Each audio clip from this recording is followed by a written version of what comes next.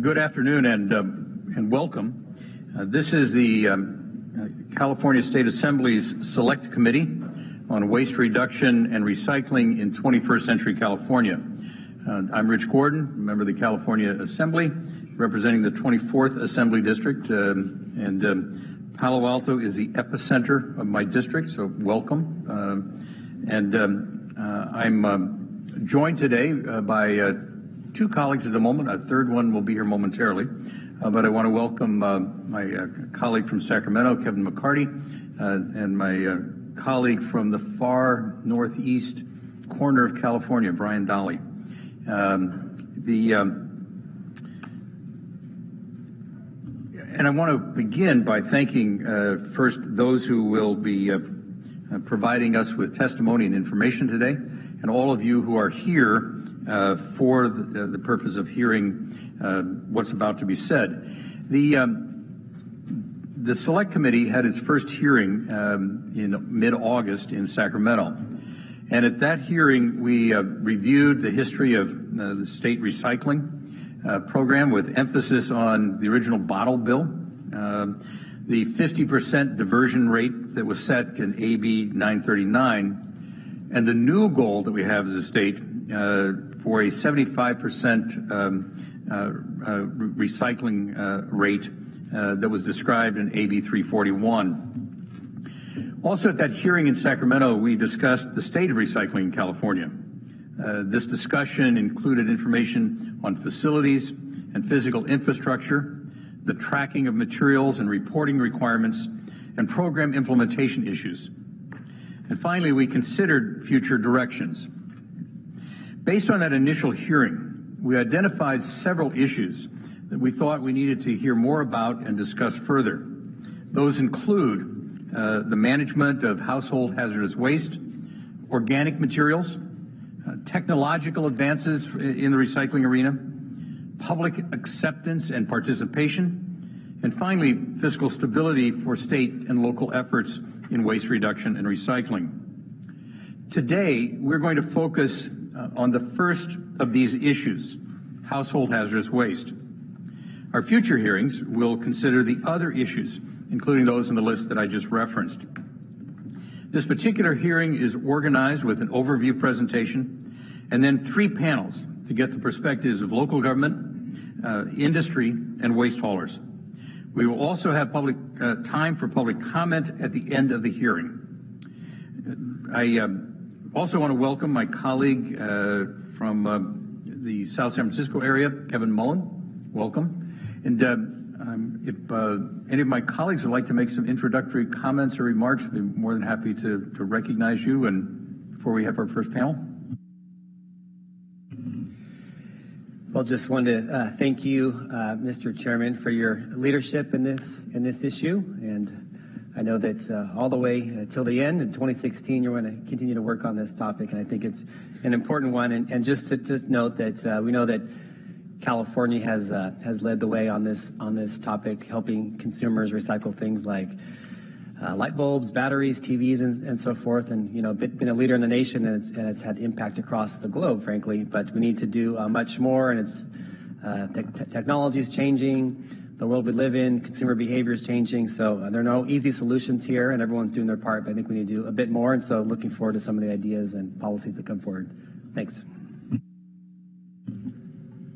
I also would like to thank the chairman for putting this committee together and inviting me down to the city. I represent the 1st Assembly District, which is 25,000 square miles in the northeastern part of the state.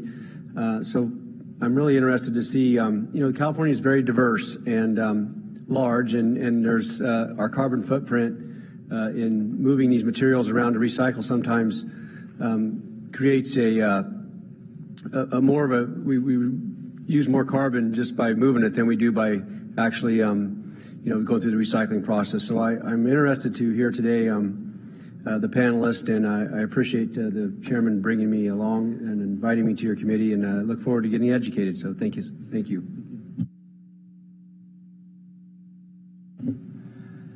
Just very briefly, I want to thank my colleague, Assemblymember Gordon, representing both San Mateo and Santa Clara County, my neighbor to the south, who's been a mentor to me, and it has been such a joy to serve alongside of Rich, and great to see my colleagues as well in a bipartisan show of attendance here at the hearing, and looking forward to hearing from our panelists today, and also a note of gratitude to Assemblyman Gordon for working with me on household hazardous waste issues.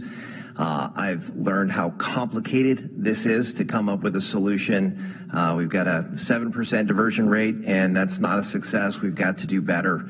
I am the chairman of the Select Committee on Biotechnology. I have over 100 biotech companies in my district in South San Francisco, and dealing with sharps, how we deal with those issues, very, very complicated, but hoping industry could be at the table and we can forge some solutions going forward, but looking very much forward to learning more about this issue today. So thank you, Assemblyman. Great, thank you. Move to the table, Elizabeth Wagner. Elizabeth is an environmental scientist with a statewide technical and analytical research branch at Cal Recycle. She's also on the key staff in implementing Cal Recycle's household hazardous waste reporting program. Elizabeth, welcome. Thank you.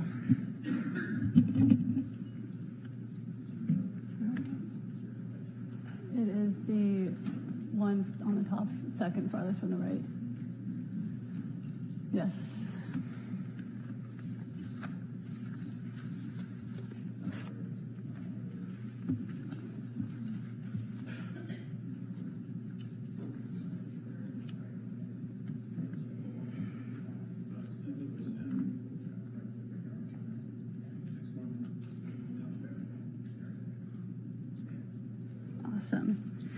All right, good afternoon. As you just mentioned, my name is Liz Wagner, and I'm here today to talk about household hazardous waste and extended producer responsibility from Cal Recycle's experience and perspective. And if it's all right with the committee, I'll go ahead and run through my presentation. I've planned to leave time for questions afterwards. And before I dive into the material, I just want to make a note that Cal Recycle's role is to oversee and incentivize the proper disposal of material, but the actual authority over household hazardous regulations falls to the Department of Toxic Substances Control, and the California Department of Public Health and the Board of Pharmacy are also involved with pharmaceuticals specifically. So there's a lot of different departments that are in this arena. Within that framework, Cal Recycle has experience overseeing a variety of different programs, from deposit programs, advanced disposal fee programs, and extended producer responsibility. And today I'll be discussing our experience with EPR, or extended producer responsibility, and specifically how that model relates to household hazardous waste. So while it's imperative to manage household hazardous waste, or HHW, properly, the current efforts present a burden on local governments and divert resources away from California's 75% recycling goal that we're trying to attain. Extended producer responsibility, or EPR as I'll be referring to it today, can be an effective tool to properly manage HHW materials, and in doing so, it frees up local government resources to tackle the other issues that are key towards meeting that 75% goal. And just a quick note, I'll be talking about extended producer responsibility, or EPR, and using the term product stewardship as well, and we use those interchangeably. So if I say product stewardship program, that's the same thing as extended producer responsibility. How do I move this forward?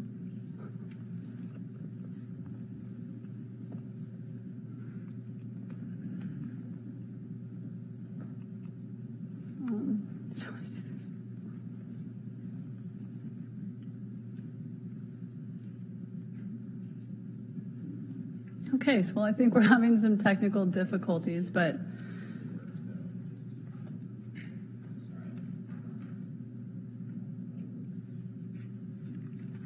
thank you.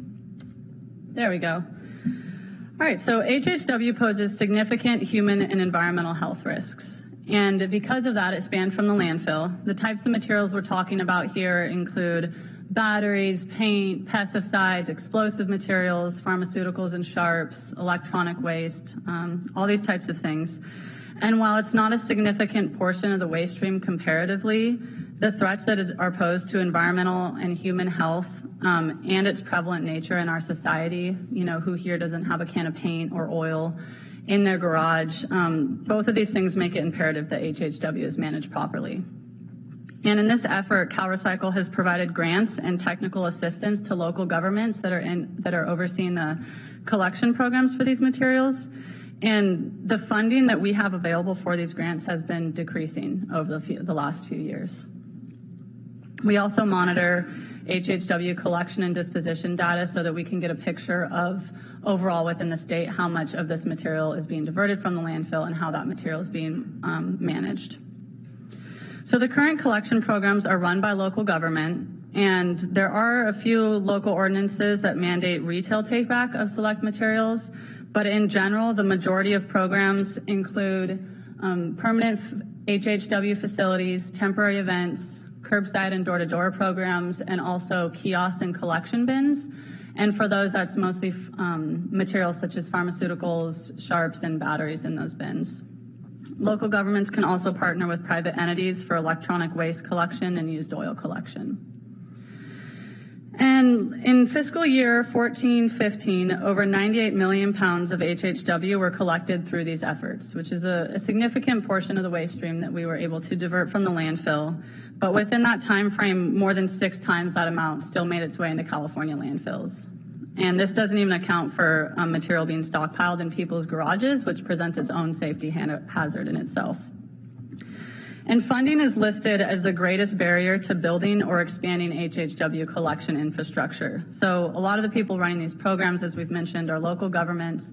And for them to get funding presents political challenges. You can increase rates, taxes, or tip fees, which is, as we all know, challenging. So what we have is the program managers trying to implement an effective program, but with limited resources to do that.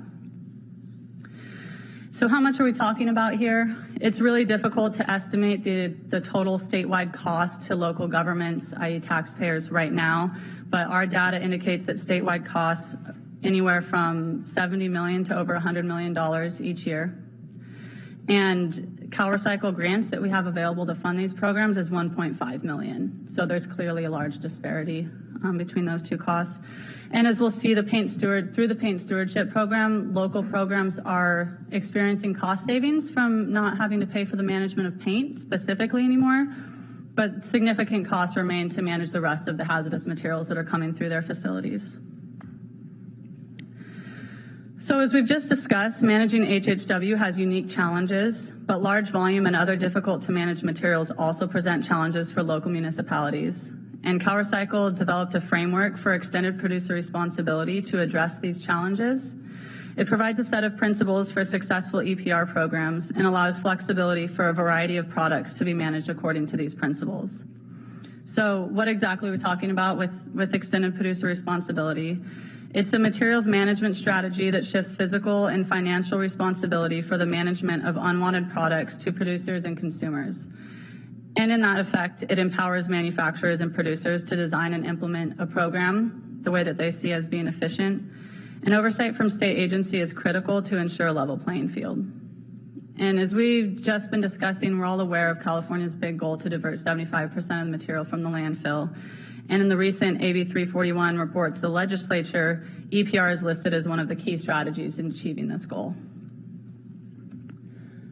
So there are 6 current statewide EPR laws, and this slide shows which product that they're managing and the oversight agency for those programs. And as you can see, these are all high cost and or difficult to manage materials. For example, carpet and mattresses are large volume products, and there's issues with illegal dumping that these programs have been developed to address. I'm going to be diving into the paint program specifically because it's relevant to our discussion today as being an EPR program for hazardous waste. But it's worth noting before I do so that in the absence of other statewide programs for other products, we're starting to see local EPR ordinances at the county level that are mandating collection of pharmaceuticals and sharps. And while these ordinances will ensure that these counties have sustainable collection of that material, it also creates a patchwork of requirements for the manufacturers to have to implement these programs, and it was a little bit more challenging for the locals to oversee. So AB 1343 established the Paint Stewardship Program, which began in late 2012. And Paint Care is a stewardship organization implementing the program, and you'll hear more details from them later. But under this program, we've seen many attributes that an effective EPR program can provide. And so this is on figure 1 of your handout or here on the PowerPoint presentation. The first thing that it does is establishes sustainable funding. So if you were to leave this hearing and go buy a gallon of paint, you'd be charged 75 cents on the purchase of that paint, and that fee would go to fund the collection and recycling program. And we've seen that funding has been the biggest challenge to local governments that are running collection programs for HHW. And before the program, it cost California taxpayers almost $22 million every year to manage leftover paint. And we're starting to shift that cost burden away from taxpayers. Jurisdictions have been seeing significant cost savings, and local programs have reported average cost savings of around $150,000 per year. So this is shifting the cost burden away from the general taxpayers to the actual consumers that are using this product. We've also seen an increase in statewide collection of nearly 20% compared to pre-program numbers. And this can partially be attributed to the next 2 items, which is increased convenience in collection infrastructure. In 2011, there were 144 permanent locations where you could take your leftover paint. And by mid-July or mid-2014, there were 734 permanent facilities. So it's a big increase in convenience. And it's also worthy to note that a lot of those new facilities are retail locations, which are open for more hours and easier for a consumer to maybe visit and drop off their leftover paint when they're purchasing new products. We've also seen increased education and outreach that provides consistent messaging specific to paint. We've seen increased in reuse and recycling, increased data availability, all while there's been a reduced burden on local governments. And to demonstrate this, we can refer to the figure 2 on your handout or this chart here. And this graph shows statewide collection of paint within California over the last year since 2004. And what you can see is that since the start of the program in 2012, we've seen increasing amounts in the total of paint being collected statewide. And shown in green is the cost burden on municipalities, so what they're actually paying for, and that's been decreasing. So overall, we're diverting more hazardous waste from the landfill while the local governments are experiencing a reduced cost burden. So EPR programs, we need to remember that they can be set up in a variety of ways, and it's critical that important details are considered when designing effective programs to accomplish goals. And in this effort, CalRecycle has developed checklists that outline the critical elements to consider when drafting EPR legislation. In figure 3, it's on your handout, some of these very high-level key components, but I just want to also note that I've provided a link both on this slide and on your handout where you can get more detailed checklists that explain these elements in a little bit more detail.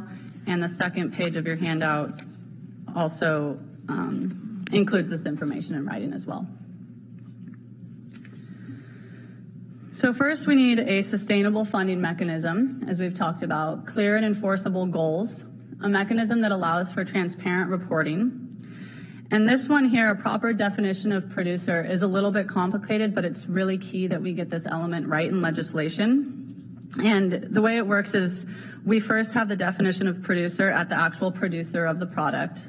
But if you can't identify a producer, let's say a can of paint is shipped in from out of the country, then you would be at the level of the distributor. And if there's no distributor, so the can of paint comes in and goes straight to a retail location, then the producer, the third tier of that definition, is at the retail level. And then we put a sales ban at the producer level for the producers that are not participating in the program. And when you couple these two together, it allows for 2 important elements. And one, it creates a level playing field, so there's always someone responsible for the product, so that paint can that came in from out of the country is still responsible to participate in the program. And it also makes enforcement efficient because it occurs at the highest level where there are fewer entities, and which makes the program less costly to oversee. And in this sense, oversight is critical from the state agency to ensure this level playing field for producers. So to summarize here, it's imperative that we manage HHW properly. It's an important material. It's a hazardous material. We want to keep it out of our landfills and manage it accordingly. And the current efforts to do so do place significant burdens on local government. When EPR legislation includes the necessary critical components that we've just been discussing, it does have the potential to address many of the issues that are currently faced by local governments managing HHW. And we can see this example through the paint stewardship program. So figure 4, or the chart shown on this slide, is a comparison of the current HHW management model, which is really from the local perspective, versus a potential EPR model, which would be a statewide approach. And this summarizes a lot of the key points I've been making here today. In general, under an EPR model, there's more resources that are dedicated to the program from the stewardship organization. And this is really driven by sustainable funding and goals. Under an EPR program, it's also product specific. So the program can target to the particular product you're looking to manage. And there's an enhanced ability to expand collection opportunities and education to consumers regarding those collection opportunities. So all in all, the EPR model has the potential to ensure that hazardous materials are kept out of the landfill, which is really our overall goal from this hearing. And it would also shift burden away from local government, which would free up valuable resources to pursue the other efforts to meeting the 75% goal. So thanks for holding this hearing and for having us here. This is my contact information if there's any questions in the future. And the handout has a lot of the key information I've been talking about today. Great. Thank you, Ms. Wagner. Other members of the committee may have some questions, but let me start with one. I guess one of the things I'm struggling with as I think about these issues is that if you go to an EPR model for all of these products, then as a consumer, I think I'm going to be very confused. Like, where do I take what, and how do I get rid of it? And what's my incentive for actually disposing of the material in a environmentally sound way? Why wouldn't I just keep the paint in the garage like I do now? Why wouldn't I have this bucket of batteries in my garage? I mean, what's my incentive as a consumer, and how can we make it easy for the consumer to know what to do with these materials? That's a great question, and I think that getting the consumer to bring in their materials to be appropriately dealt with is one of the biggest challenges that we always face with hazardous materials. As far as how are we going to educate them as to where they can take that individual material, I think that's one of the benefits to having a stewardship organization, is that they can really find ways to target outreach that's easy and digestible to the consumers. So I'm sure you'll hear more from Paint Care on this later, but they provide material at the point of purchase. So if you go into a retail store, you'll get education on where you can bring that back. And it's pretty intuitive to bring your leftover can of paint to the place where you bought it, or a paint store. And they have easy locator tools. Retail collection doesn't always have to be the setup. For certain products, different types of collection programs are going to make more sense. And so the stewardship program can create the type of collection infrastructure that makes most logical sense for that particular product, and design consistent messaging statewide for the consumer to bring in that product and where they can take it.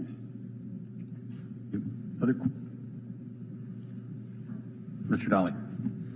So you say that it doesn't get landfilled. So it's considered hazardous waste. Where does it end up after you collect it? That, again, will depend on the product. Hopefully it can be recycled. It can also be reused. Paint, if it's good quality, you can reuse that paint. I know batteries can be recycled and turn into different metals. Rechargeable batteries can go back into making new rechargeable batteries.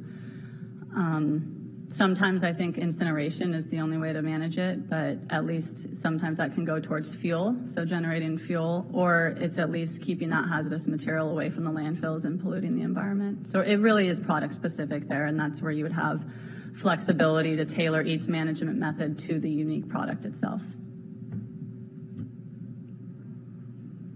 Mr. Mullen. Thank you very much for the presentation.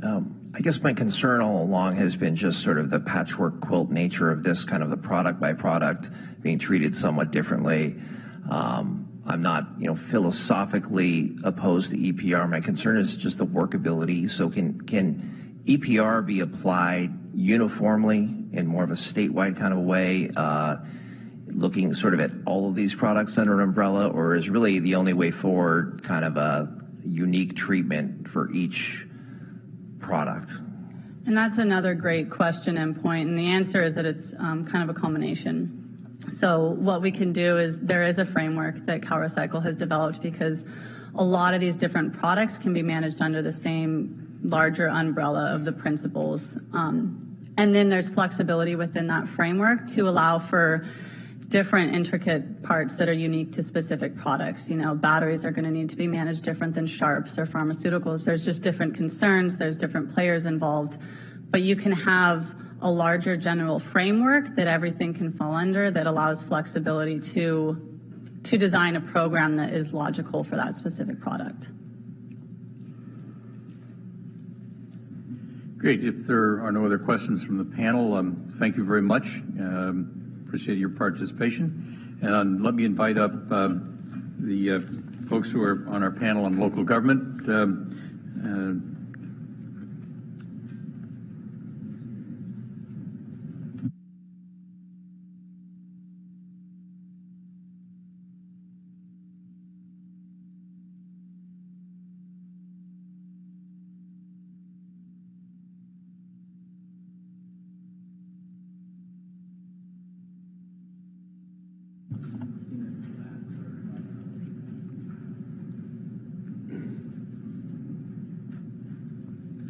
Sure. Thank you. Christina Miller? Thank you. Let me introduce the members of our panel. We'll ask each of them to make opening comments, and then we'll see if there are some questions. First, we'll be hearing from Debbie Raphael. Debbie has served as the director at San Francisco's Department of the Environment since July 2014. And previously, she served the California Department of Toxic Substances Control, where she was the director from May of 2011 to June of 2014. And so, Ms. Raphael, welcome. Good to see you again. Wayman Wong has over 18 years of experience in the field of hazardous materials management. He is currently the Hazardous Materials Program Supervisor with San Mateo County Environmental Health, and in that role, he manages San Mateo County's Household Hazardous Waste Program, the Pollution Prevention Program, and ordinances in the Hazardous Materials Emergency Response Program. Mr. Wong, welcome, and good to see you again. We also have Christina Miller. Christina is employed with Tehama County. She is a landfill agency manager there. And over the past 6 years, Tehama County has developed numerous recycling programs, including a curbside alkaline battery recycling program, a fluorescent light recycling campaign, medical waste sharps collection program, and others. So we welcome you. So we'll start with Ms. Raphael, please. Button. Okay. Thank you, Mr. Chairman, and thank you, Assembly members, for giving us this opportunity. I'm truly honored to be here today and representing my colleagues of local government. So I want to accomplish two things in my 10 or so minutes. I want to let you into a little bit of the psyche of the local government perspective on how we look at these products and this challenge, and then I want to leave you with some asks, what we need from this committee and what we need from the Assembly and the Senate and the governor. So you've heard from the state perspective, and you've heard a little bit about examples of EPR programs. In order to understand how local government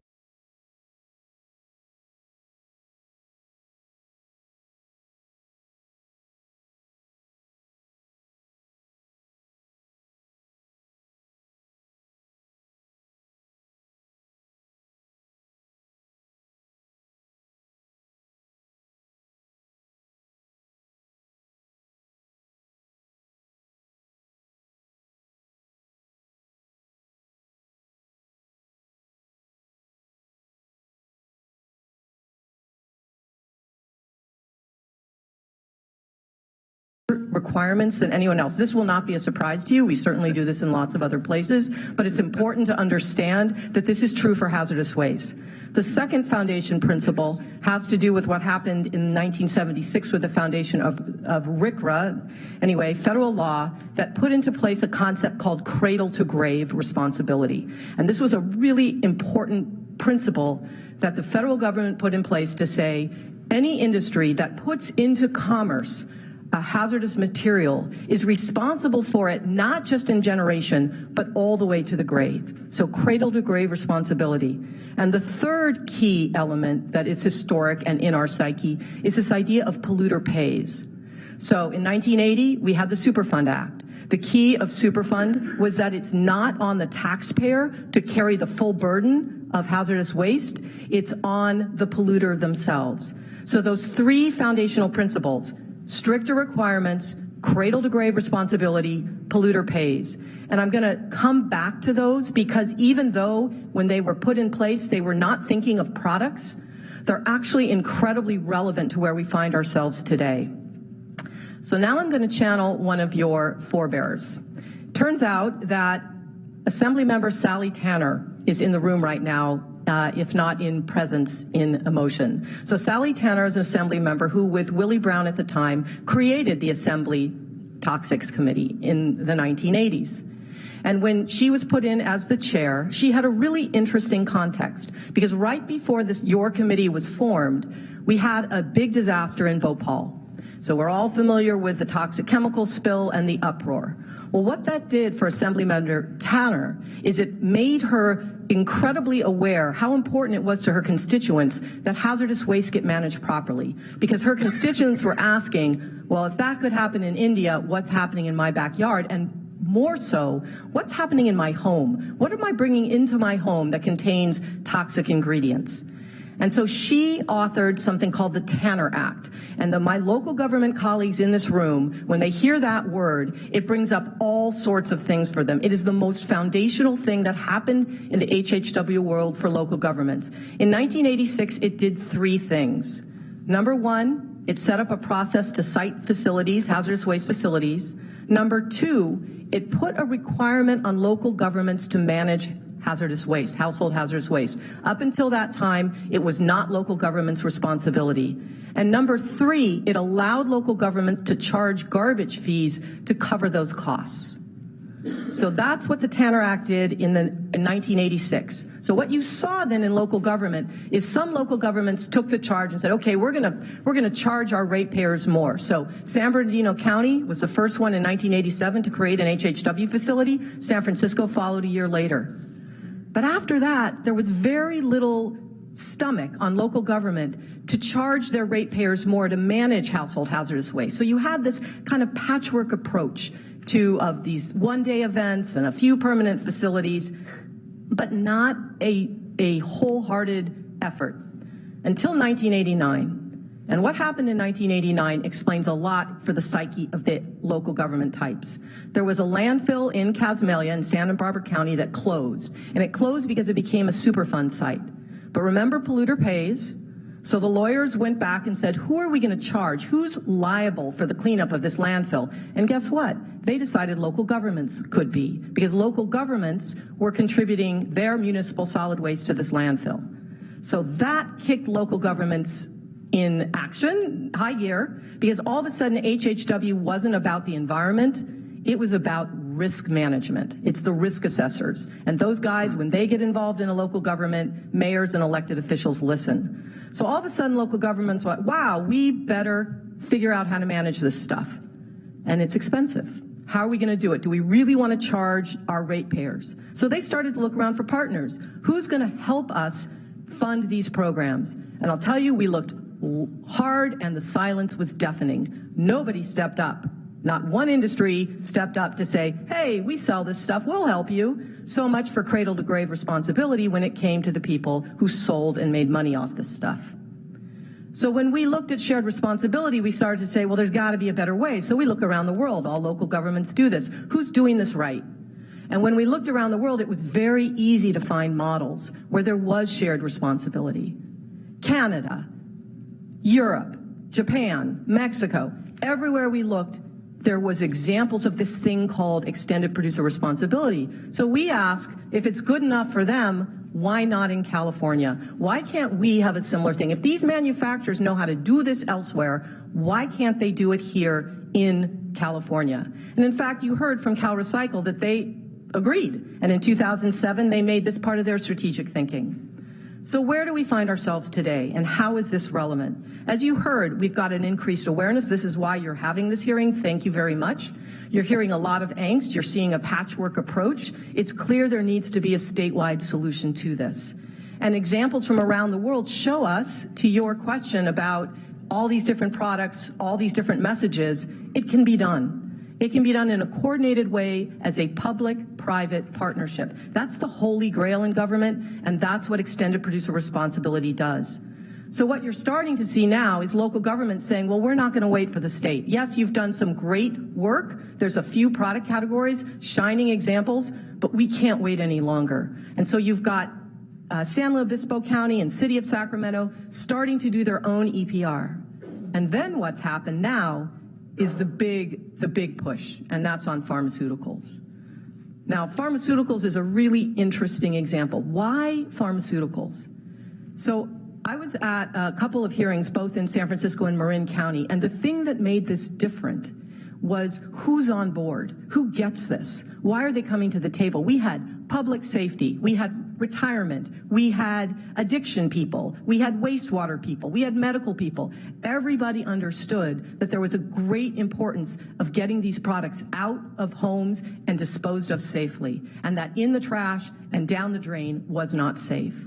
And when everyone came together and said, there's a better way, these laws started falling like flies, right? We've got Alameda County, San Francisco, San Mateo, Marin, Santa Clara, now Santa Barbara and LA.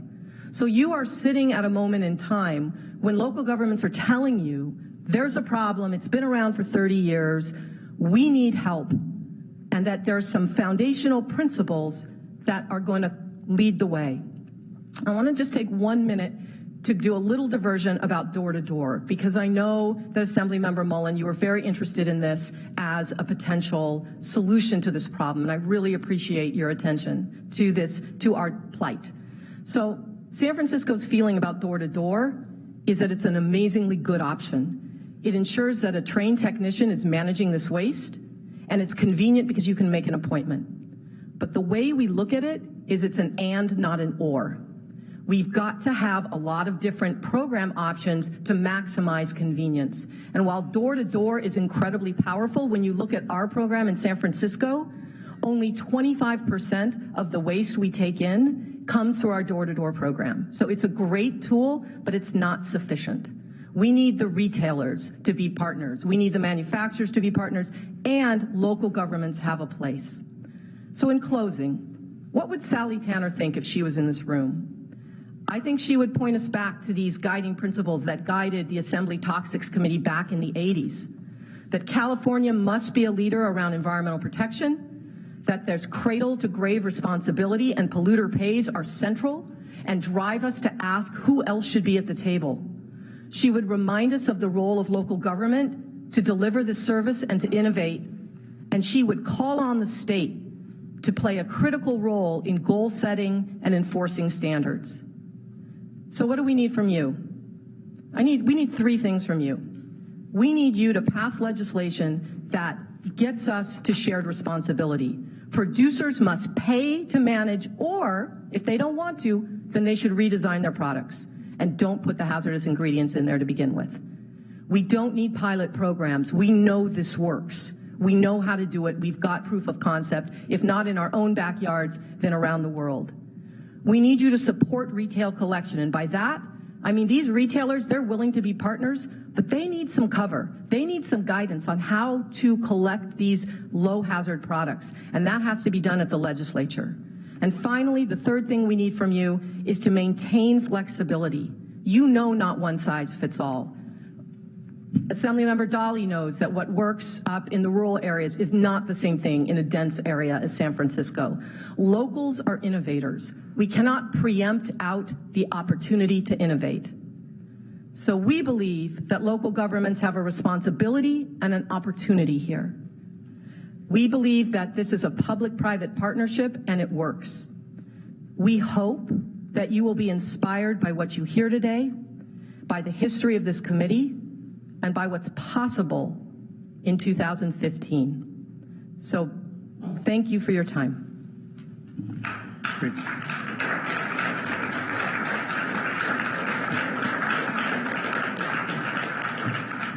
Thank you. Thank you very much. Mr. Wong. Well, first off, I'd like to thank you for lending us your ears and giving us an opportunity to talk to you about this issue that's very important to all of us and those in the audience today. I'm here to give you a bit of a local perspective on how HHW affects the suburban environment.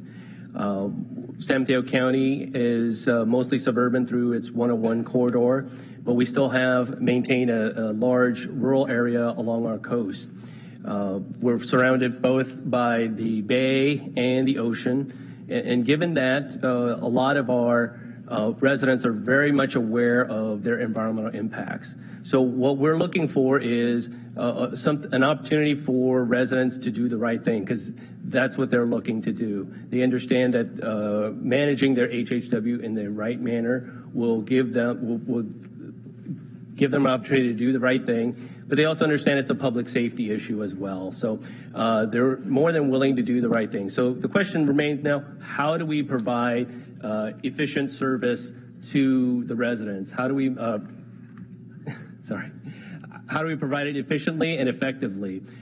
In San Mateo County, we have 20 cities, 8 waste haulers that provide service in the county. So it wouldn't be very efficient for each individual jurisdiction to provide their own HHW service. So it was natural for an organization like Environmental Health, who is a single organization in the county, because we oversaw environmental protection and public safety. So that leads to the question of how we're going to fund this program. You go up and down the state, and you'll have dozens of different programs, dozens of different funding mechanisms, whether it's through property tax assessments, garbage rates, or tipping fees. Now, in our case, we're utilizing tipping fees, but we certainly will see some challenges with that, in that, as CalRecycle mentioned, as we proceed towards a 75% diversion, the amount of fees that we get for running our program will start to decrease. So what do we do? How do we manage our programs? Well, as Ms. Rafael had just mentioned, each local jurisdiction is finding creative ways to manage their programs. So for our program in San Mateo County, we work with waste haulers throughout the county to provide collection services for oil, paints, batteries, fluorescent tubes. We worked with, South City Scavenger in Mr. Mullins' district. We worked with dozens and dozens of retailers that will provide direct service to the residents. And we realized that having convenient programs for the residents is the key. They will participate when it's offered to them. Now, as Ms. Rafael just mentioned, there are other waste streams that come about that present challenges to us, and pharmaceuticals or medicine being one of them. In 2007, we realized that was a problem, so San Mateo County decided to set up a collection program for medications at many of our law enforcement agencies. And Mr. Gordon, you were part of our board at the time, and you saw that through. We started off with 14 collection sites, and because of our limited funding, we're very restricted in terms of how much expansion we can go with that type of program. So as we're looking to expand this program, provide better service to our residents, because we understand not only is it an environmental problem, it's a public health problem as well. In order to do that, we needed help. We needed a shared responsibility, and this is where we look towards, internationally from other countries, from Canada, even to Alameda County, who passed their own EPR ordinance for pharmaceuticals. After San Francisco, San Mateo passed one as well.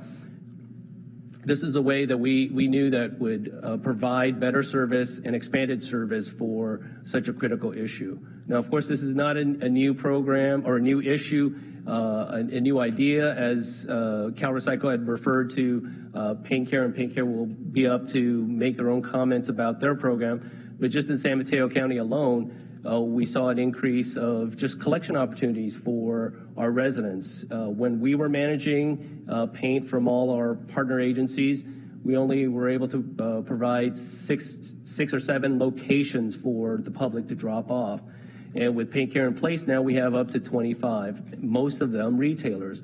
We really believe that the mantra that you bring it back where you bought it is going to really provide that convenient service and easy opportunity for the public to manage their waste stream.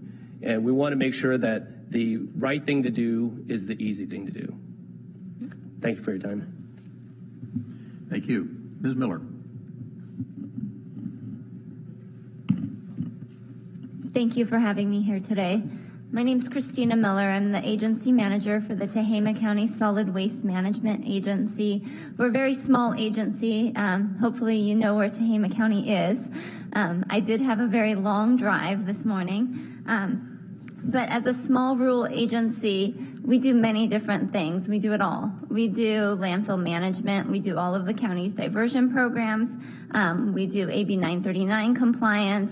I manage the county's 2 household hazardous waste facilities. And I am also the Recycling Market Development Zone Administrator for the county. So I think that it gives us a very broad perspective on how the whole system works. So I'm very pleased to be asked to speak today because of that. Thank you.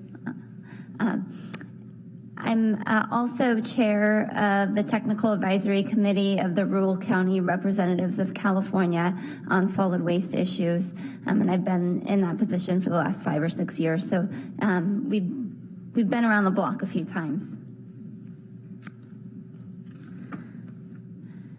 So to introduce you, I wanted to give you a perspective of where I come from. Orchards and country and fresh air. And vast expanses of land. Let me say that again, vast expanses of land. Where beauty abounds, but people do not. This is Lassen National Park. If you have not been there, this is my little opportunity to attract you to Tehama County. It is the only active volcano in the state of California, so come visit us. You can see fumaroles. It's absolutely amazing. And so we have big cities, but our big cities are a little bit different than your big cities. Our biggest city is the city of Red Bluff, with a population of 14,104 people. And then we have the city of Corning with 7,663 people. Yes, everyone counts. It's a place where everyone smiles together and works together. We don't have a lot of money. Our poverty level is actually quite high, which makes implementing programs and increasing fees very difficult. But we all work together to create solutions. And that's why we've been so successful in Tehama County with our diversion programs is we work together. In our SHARPS program, the Health Services Agency, law enforcement, everybody came together to make it work because we wanted to make it work. And then we also have our small city. Our small city is the city of Tehama with a whopping 415 residents. So in terms of land mass, we are more than twice as large in terms of land mass than Santa Clara County, but have 3% of the population. From this map of California counties, you can see that Tehama is pretty representative of rural counties in the state of California. And actually, if you look at us as a whole, you might think of us as a large rural county.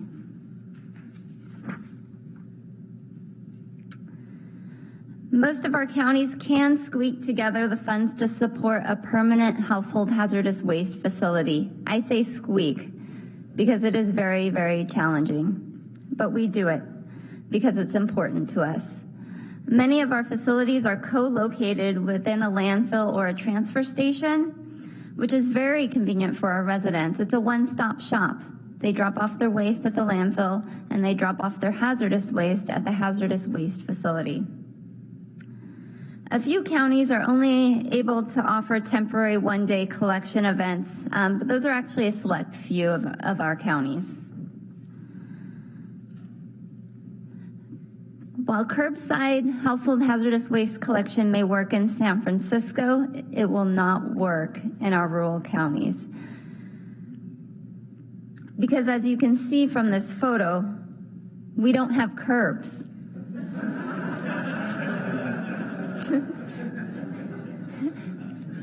But really, it just does not make economical sense whatsoever, and that's my point. It's simply too sparsely populated and far off. In some counties or areas of our counties, we do not even have curbside garbage collection. Residents take their waste and their recyclables into town when they make other trips into town. Most of our household hazardous waste programs are either funded through landfill tipping fees or parcel assessments. While this may seem like a reliable source of income, it is not, for a couple of different reasons. One, because we're diverting more and more waste, and the other reason is it is incredibly difficult to raise fees or pass an increase to the assessment due to the smaller government perspective and a risk in increasing illegal dumping. So in our world, if we raise fees and they're on every corner on their way to the landfill, there's an opportunity for them to illegally dump, are they going to pay to drop off their waste? Or are they going to hide their waste a few blocks away from their home and save the gas? So that's the world that we live in. To top it off, many landfill expenses are independent of tonnage. So what I mean by that is we have less tonnage to spread around the expenses. I like this comic that you can see before you because it just depicts how our facilities operate. There are only so many programs that can fit in our basket of funds. Keep in mind, our basket of funds is very, very small. With regulatory and operational expenses equal to much larger landfills, there's just not enough money to spread around. So I recognize this is a very small table to look at, but I wanted to give you a bigger picture of our budgetary woes in some of our rural counties, and I'll walk you through it. In terms of waste discharge fees, both Del Norte and Altamont landfills are a 1A in terms of threat and complexity for their waste discharge requirement fees. The difference is Altamont landfill receives 1.16 million tons per year. The cost for Altamont landfill to comply on a per ton basis is 5 cents. While Del Norte is now closed and has no revenue to support paying these fees, if it were still open, the cost on a per ton basis would be over $2.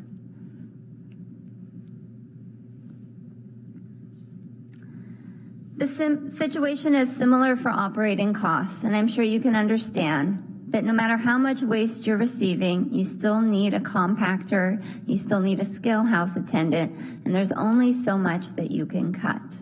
So really, if you're accepting anywhere between 30,000 tons and a couple 100,000 tons, your operating costs are actually quite similar.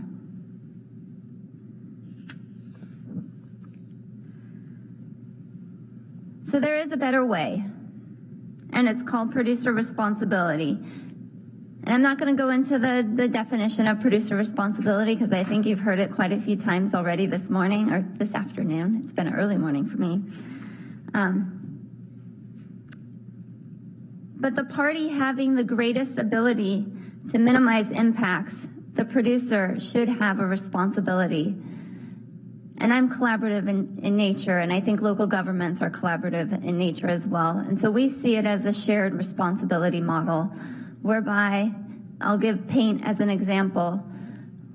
When the paint bill was passed, hazardous waste facilities did not stop accepting paint. And so I think if we're looking at a framework model for how to handle hazardous waste through an EPR program, I don't believe that hazardous waste facilities will close and no longer offer their services.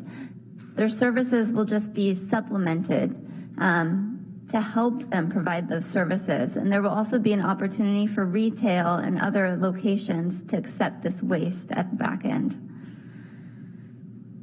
The Rural Counties Environmental Services Joint Powers Authority has 22 member counties, and it supports EPR for household hazardous waste because businesses can do a better job. They know their product. They know how to accept it. They know the return loops. They can do this. It's also a smaller government approach because it doesn't create more and more government to accept more and more products. The manufacturers themselves create, develop, fund, and manage the programs. It also allows us to focus more on fostering opportunities to expand reuse, organics, and the recovery of recyclable materials, the things that we know best. So as my colleagues have mentioned previously, EPR is not new. Many of the multinational companies that sell products in the United States, I'm forgetting to, there we go, also operate EPR programs in Canada, Europe, Japan, Korea, Portugal, and other countries. The slide here depicts a med EPR program in Portugal. British Columbia started implementing EPR programs in 1991, and Canadian provinces currently have EPR systems for tires, electronics, paint, beverage containers, pharmaceuticals, pesticides, and motor oil throughout many of its provinces. But like any policy, the devil is in the details. And we want good EPR policy. It's important for the success of these programs. For EPR to be successful, specific policy parameters must be in place. We need performance indicators such as rates and dates. And we also need advisory committees to make sure the programs being implemented will be successful.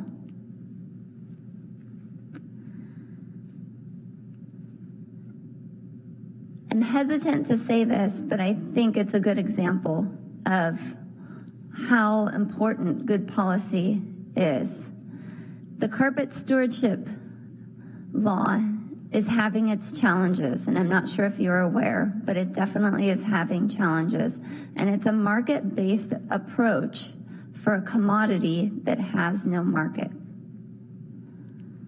And so we need to understand that in developing these policies and this legislation, that we need to create good legislation and not water it down. So our top list: batteries, lamps, sharps, and pharmaceuticals. And they're not in any order. That's just the order I put them in. But if EPR could help us with these wastes, it would free our personnel and budgets up at the rural level to focus on organics and recycling more. Passage of AB 1159 this year would go very far. So I wanted to thank you for your time. I really enjoyed this opportunity, and I look forward to further communications and collaboration. Great. Thank you very much, and thank you for making the journey to be with us. Mr. McCarty. Sure, thank you. A couple of questions. Maybe I'll start with you because you just had your PowerPoint. Just a simple question. When you say lamps, you mean light bulbs, right? Fluorescent lamps. I'm sorry, not to. What about bulbs, just in general? The incandescent. Oh yes, fluorescent bulbs. The compact fluorescent lights. Fluorescence in general. Yes. Gotcha. Yeah. Okay. And then I guess the bigger question is on the pharmaceutical piece. You know, I've heard that some counties, and you rattled off a list of, I think, half a dozen to a dozen, and it seems they're kind of all kind of the bay or coastal from what I understand. Could you just kind of walk through, you know, what that means in those counties, how they do it? And I know it's probably different for each of them, but just a perspective on how that all works. That's number one. I have maybe a follow-up question too on that. Okay. And they're not all that different, actually, because we did this very intentionally to learn from each other so that the companies wouldn't have to deal with so many different rules. And in fact, the beauty of this is that we're helping each other and learning from each other and designing this from those learnings. So the way it works, and this is a little bit new, so Alameda County has the most advanced in terms of time program. But basically, the manufacturers have a responsibility to create a plan for how they're going to collect pharmaceuticals. Retailers in none of these are required to participate, but we suggest that they're a great place to participate. So it's really up to the manufacturer to work out a deal, a relationship with retailers so that the retailers will be willing partners. And in fact, we have found that is not a problem. In San Francisco, we have, I don't know the exact numbers. I have people here who do, but something like 15 retailers that are already willing to participate. So we're not anticipating that will be a problem. But it's important to understand, because it's a true for all of these laws, that it's on the manufacturer to design the best program, whether that's a mail back or retailer take back. And the manufacturers register with the government, so that the local government, so we know who's covered, and they then give a plan. And what's happening is you're not going to expect single manufacturers to provide a plan. They're going to create a stewardship organization, because that's how they do it in other countries. And so a stewardship organization has been formed for the pharma. There's 2 of them that I'm aware of. And their members, the pharmaceutical suppliers, pay into those organizations, and that organization then sets up the collection on behalf of the manufacturers. So the interplay with local government is mostly with the stewardship organization. So we're early enough now where we're just registering the pharmaceutical companies, seeing what their plans are, and then giving them feedback. It's early enough that you actually don't have on-the-ground examples yet of these take-back programs just yet. You have more of the pilots going on right now. Okay, I don't want to get maybe too... Yeah, this maybe get too weedy. I don't know. Too in the weeds on that, but you know, there are hundreds of prescription drugs that, you know, people would use, and so how do you keep track as far as who pays how much into that? It just seems... So if that was our job, we'd go crazy. So we can't do that. What we say to the pharmaceutical, if you're going to sell into San Francisco, then you have to either participate in one of these stewardship organizations or have your own individual plan. Our assumption is not the one of hundreds doesn't want to do their own plan. They'll work out the payment. Decide which company pays? Well, that's up to the stewardship organization. Gotcha. That's the private sector working. Figure it out. They figure it out. Market share and so forth. Because we don't know that information. And then, were there some legal challenges to one of the counties? Yes. So Alameda County did get sued. Oh gosh. And if somebody from Alameda County is here, it's probably better that they answer that.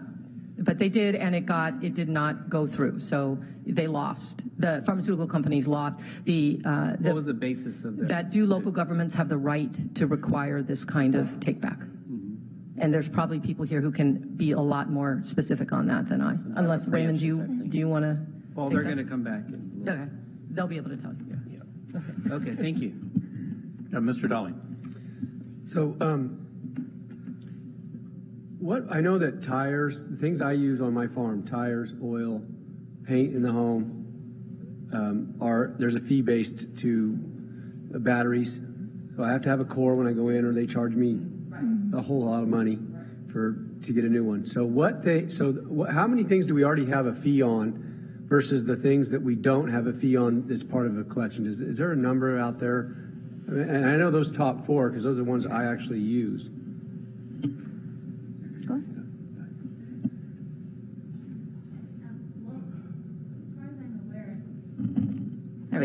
As far as I'm aware, the only hazardous waste that EPR program that we have thus far that has a fee associated with it is paint. There's also thermostats, but there's no visible fee. Am I missing any? Right, so there's I think it's $4 per tire that you pay when you buy your tire. And the batteries, if you don't bring back a battery, they charge you for not bringing it back. Right, and For there's car something batteries. for automotive battery, oil, electronics. There's a few items that an advanced disposal fee was set up statewide to collect the monies to help local jurisdictions manage these waste streams. Some of the challenges that we see with that is you're creating a bureaucracy to manage the funding for these advanced disposal fees and then redistributing those funds to the local organizations. EPR will allow the business community to find the most efficient way to manage the funds and the programs, and in turn implement those within each local jurisdiction. If I could just example the bureaucracy. So, for example, oil, that money has to be dealt with at the Board of Equalization. They charge at least a 10% fee. So you're creating a lot of levels of government. When it's at the retailer, it goes back to the state, and then it gets distributed out. So that's what I'm trying to get to. You don't like that program. You would rather have the producers figure out their own recycling program instead of running it through those other types. The advanced disposal fee programs just creates bigger government.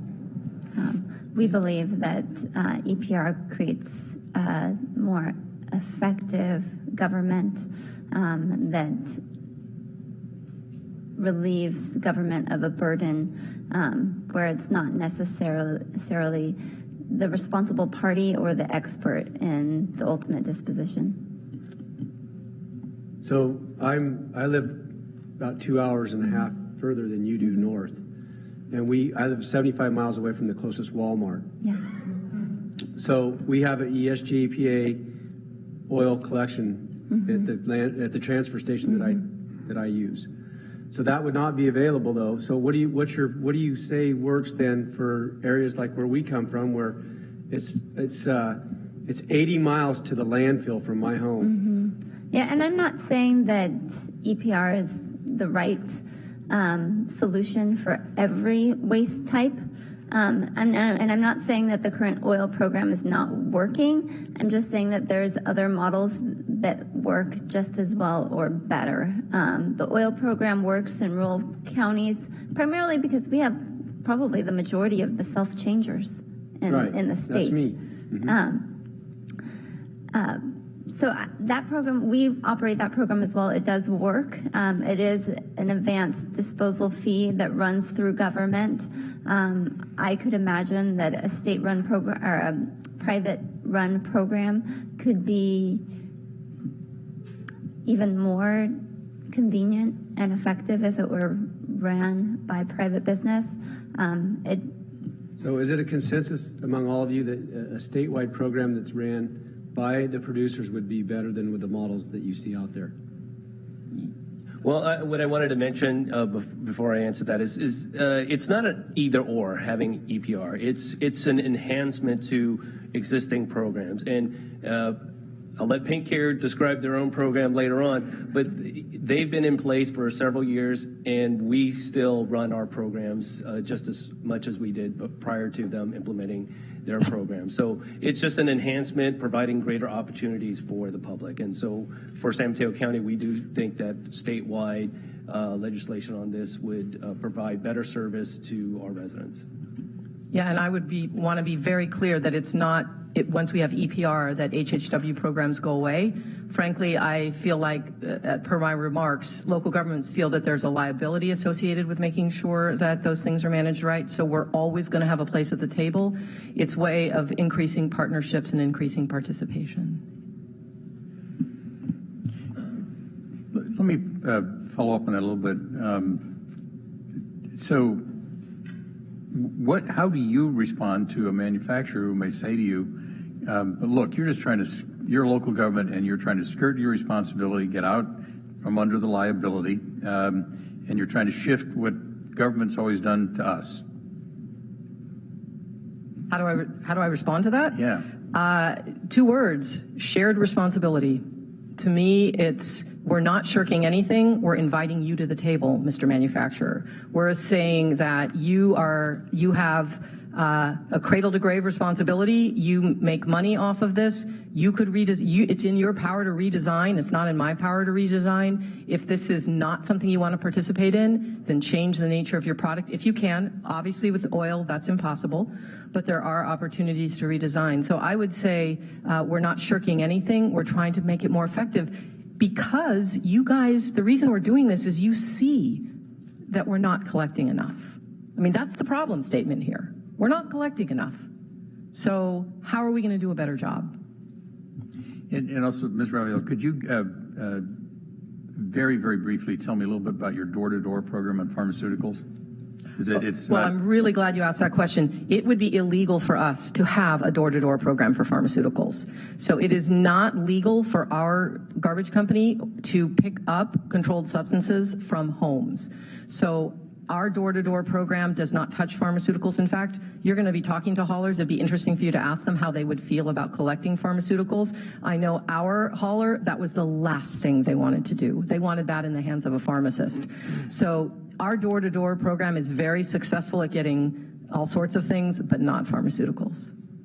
Thank you very much. Mr. Mullen? I am just very curious about the pharmaceutical piece, and thank you all. Very good information. So are your jurisdictions, and this is sort of a curiosity of mine, able to distinguish between pharmaceuticals that are just flushed down the toilet versus like normal human excretion? Are you able to, and is that a challenge to do that, or is that fairly simple to do?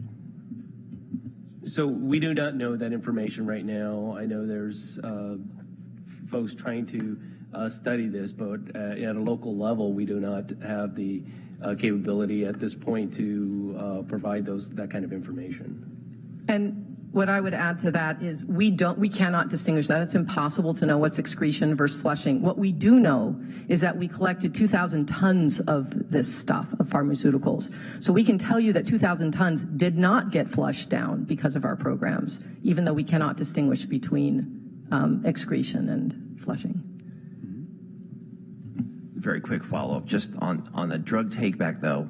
So the pharmacies versus the law enforcement locations, and I'm sorry if I missed this in the conversation, but what's the breakdown there? Where are most of these things winding up?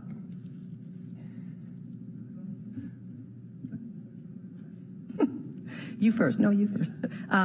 So right now, and this gets to your question about how are we doing on implementation. Right now, what's happening in San Francisco is our pilot program. We have not implemented the full EPR program yet. It's too new. So right now, we have 14 retail locations and 11 law enforcement locations. So it's both. And we get, because you only need to go to a law enforcement for controlled substances, the vast amount of what we collect is at the retail sites. Does that answer your question? Yeah. And just to follow up on that, San Mateo County has not provided collection opportunities at pharmacies in the past. We've only focused on law enforcement agencies strictly because funding for expansion was very limited. With DEA regulations that now allow for controlled substances to be collected at pharmacies, that allows for expansion.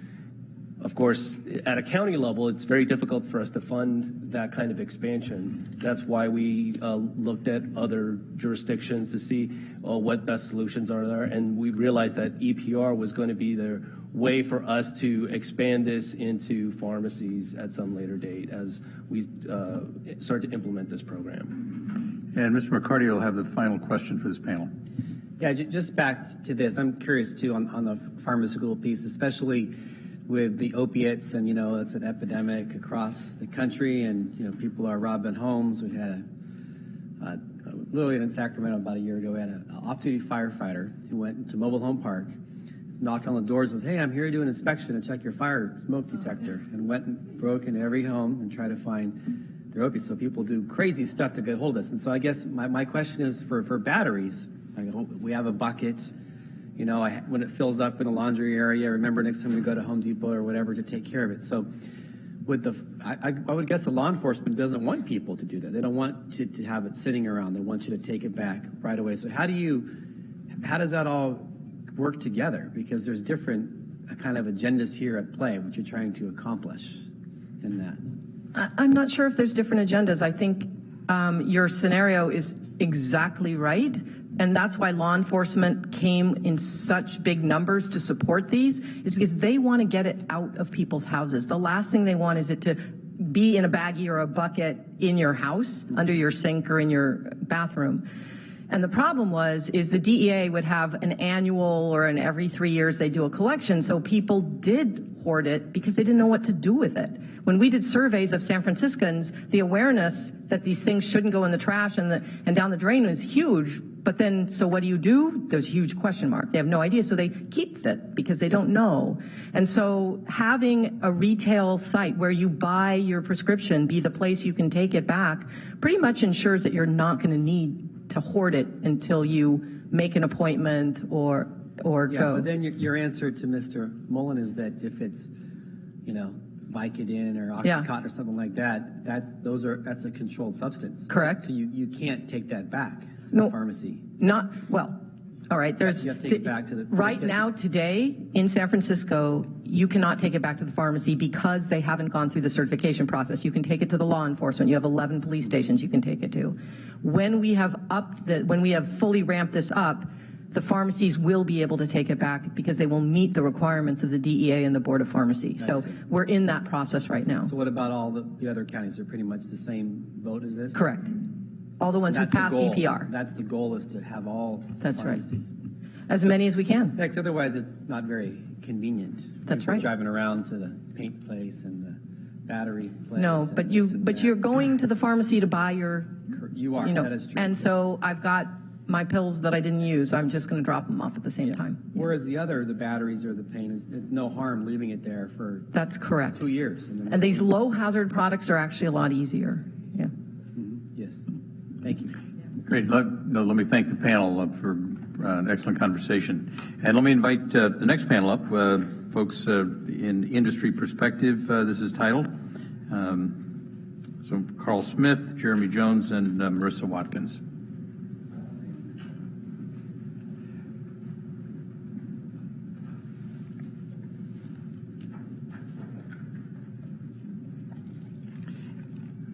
And again, we'll have each of the panelists make a brief presentation, and then we'll take some questions. We're going to start with Carl Smith. Mr. Smith has served as CEO and president of Call to Recycle, which is North America's first product stewardship organization, which was founded in 2008. We'll also be hearing from Jeremy Jones. Jeremy serves as the West Coast Program Manager. The West Coast in this case includes Oregon and California. And he's the West Coast Program Manager for Paint Care. We've heard a little bit about that, and we're going to hear some more. And then finally, Marissa Watkins joins us from Washington, D.C. Welcome. You may get the award for the longest travel. But, although Tehama County is a long way away, too, we understand. Ms. Watkins is Director of State Advocacy for the Pharmaceutical Research and Manufacturers of America, or PhRMA, a trade association based in D.C., representing the nation's pharmaceutical research and biotechnology companies. So let me welcome all three of you, and Mr. Smith, if you would start. I came from Atlanta. That's almost as far. Okay. Assemblyman Gordon, committee members, good afternoon. Thank you for the opportunity to testify. My name is Carl Smith, and I'm CEO and president of Call to Recycle, North America's first product stewardship organization, and arguably its most successful. I don't represent industry. That's a slight correction. Industry has hired us to fulfill their EPR responsibilities for various materials, particularly batteries. Since 1994, Call to Recycle has collected over 110 million pounds of consumer batteries throughout the U.S. and Canada via 35,000 publicly accessible collection sites. By the way, I also had Return Meds, a subsidiary of Call to Recycle, which recently was approved as a stewardship organization to handle the take-back of unused pharmaceuticals in King County, Washington. We were founded by 5 battery manufacturers as a proactive voluntary program to ensure the proper end-of-life disposal of nickel-cadmium batteries. Since the early 90s, we've expanded our collections to include all chemistries of rechargeable batteries, cell phones, and in selective areas, single-use batteries. And as states and provinces began enacting more formal EPR laws, we became the stewardship organization appointed by the battery manufacturers to fulfill their obligations under those laws. Most recently, our plan was approved in the state of Vermont in response to its recently passed legislation requiring stewards to manage and fund the end-of-life disposal of single-use batteries.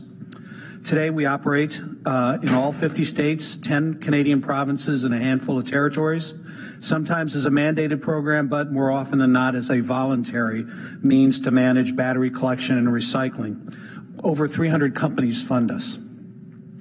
Leveraging our almost 22 years of experience in educating the public, supporting stewards' needs, and fulfilling the obligations of municipal and state governments, we created a subsidiary devoted to putting together and operating programs to manage the end-of-life disposal of unused pharmaceuticals. The first jurisdiction where we developed and submitted a plan was King County, which is Seattle, Washington, and we plan to similarly respond to recently passed and emerging regulations in California counties, including the Bay Area ones that were discussed here.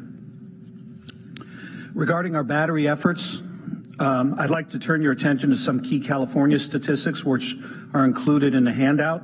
Over the last several years, we've collected well in excess of 1 million pounds per year of consumer batteries in the state, generated through municipalities, retailers, businesses, and other organizations, some 2,200 sites.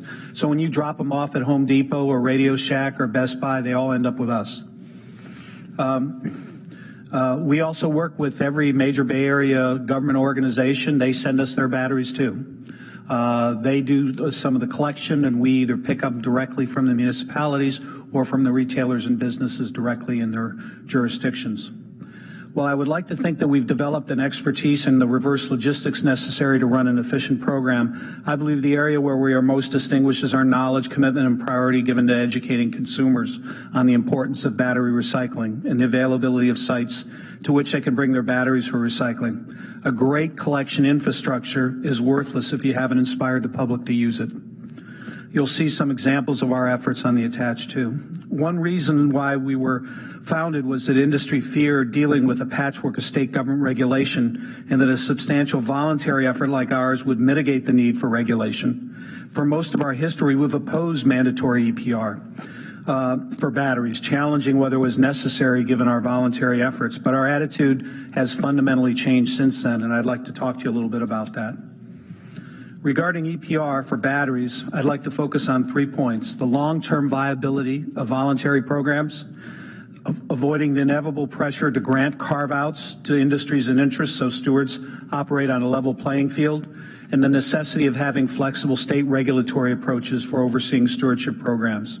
We now favor the right type of mandatory extended producer responsibility for batteries. Surprised?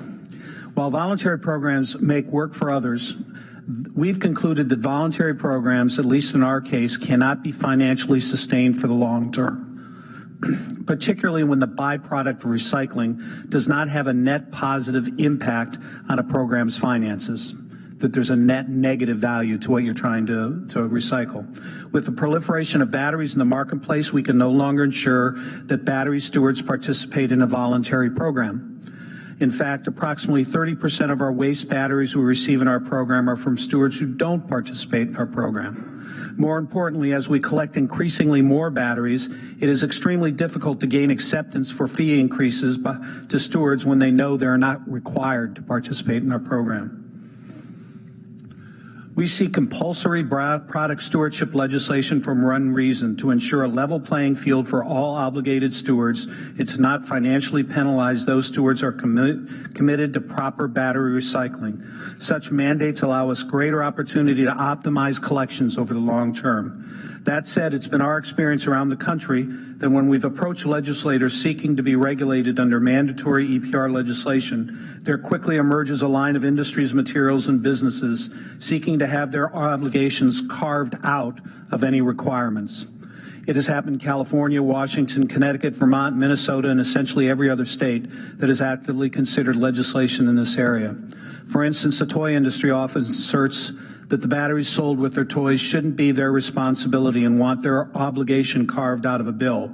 This is in spite of the fact that the toy battery manufacturers, foreign-based, often from China, where identification and enforcement by authorities is often impossible, and the toy company is responsible for choosing the vendors it uses and putting the toys with batteries into any particular marketplace.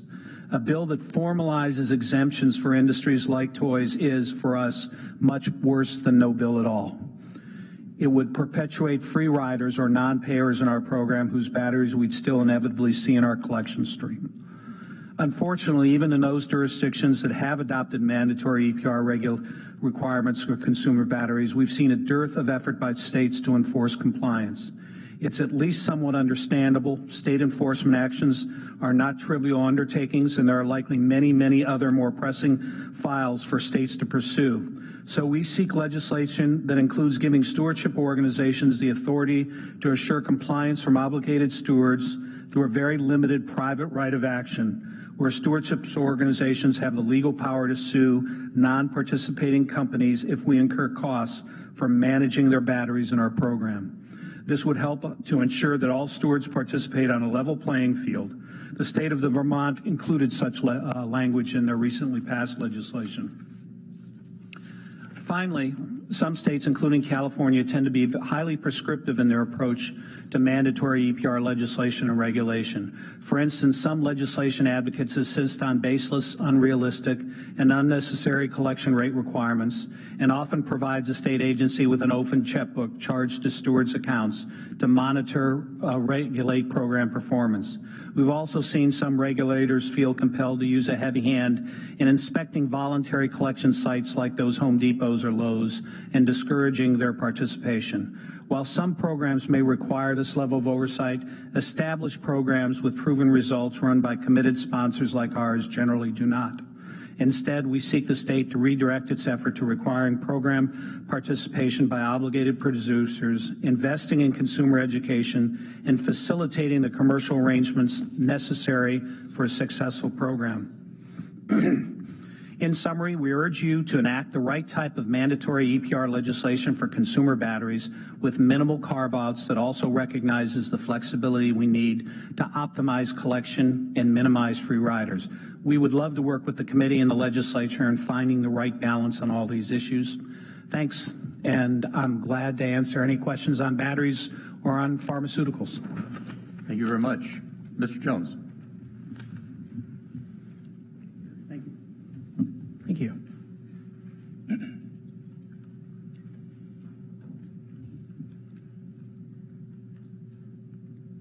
Chair Gordon, Assembly members, while he's getting that ready, I just want to introduce myself. I'm Jeremy Jones, West Coast Regional Manager for Pain Care.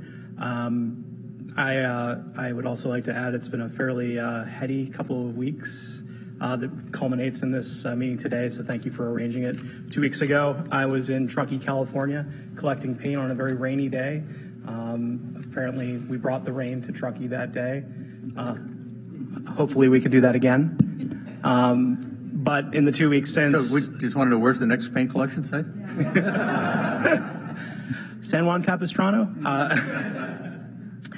But anyway, so that was an amazing experience to be there and to monitor that event as it was going on. And then in the 2 weeks since, I basically holed myself up with a bunch of data to prepare an annual report that we submitted to Cal Recycle. So all fresh in my mind, and so glad to have this all today to present to you. So thank you for the opportunity. A bit about myself. I came to become the West Coast Regional Manager because I started the program in Minnesota on behalf of Pain Care, recruited over 170 retail sites, and worked with the household hazardous waste programs. We're now up to 250 sites, I think, in Minnesota at this point. So that experience brought me to the West Coast, and so if I make some Minnesota allusions, please bear with me. But we're not in Minnesota anymore. We're in California. A little bit about Pain Care. Which one do I use? This one.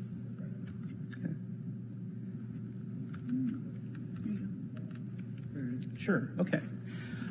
So Pain Care, as many of you have have been talked about. We were created as a result of AB 1343, introduced in 2009, passed in 2010. The program began its first year of operation in 2012.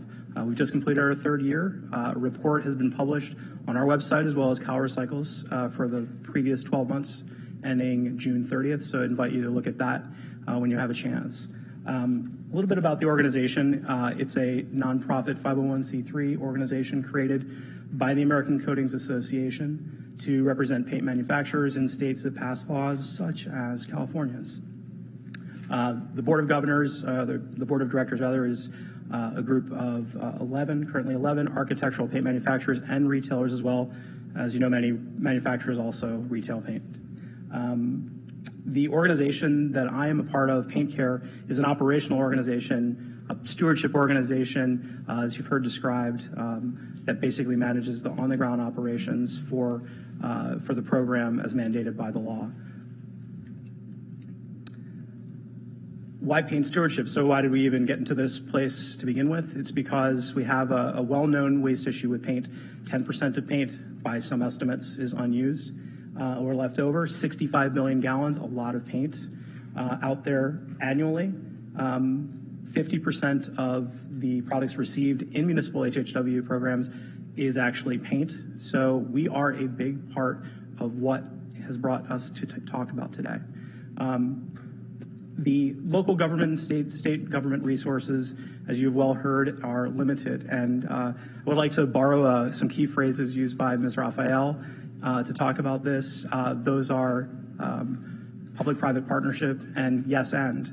And what I believe as this is done is created a yes and public-private partnership that enables us to, over time, continue to learn, improve, change goals when they become necessary, and meet the goals that the state sets before us. So I think that's really the highlight of why this is so beneficial for both industry as well as for the state and local governments. Currently, 8 states in operation, with Maine just starting last month. The 9th program begins in the District of Columbia in the spring, I believe, of next year. So we're covering now 61 million people, 19% of the country's population. 200 manufacturers are registered in the program, and they are required to as part of the law in each one of these states.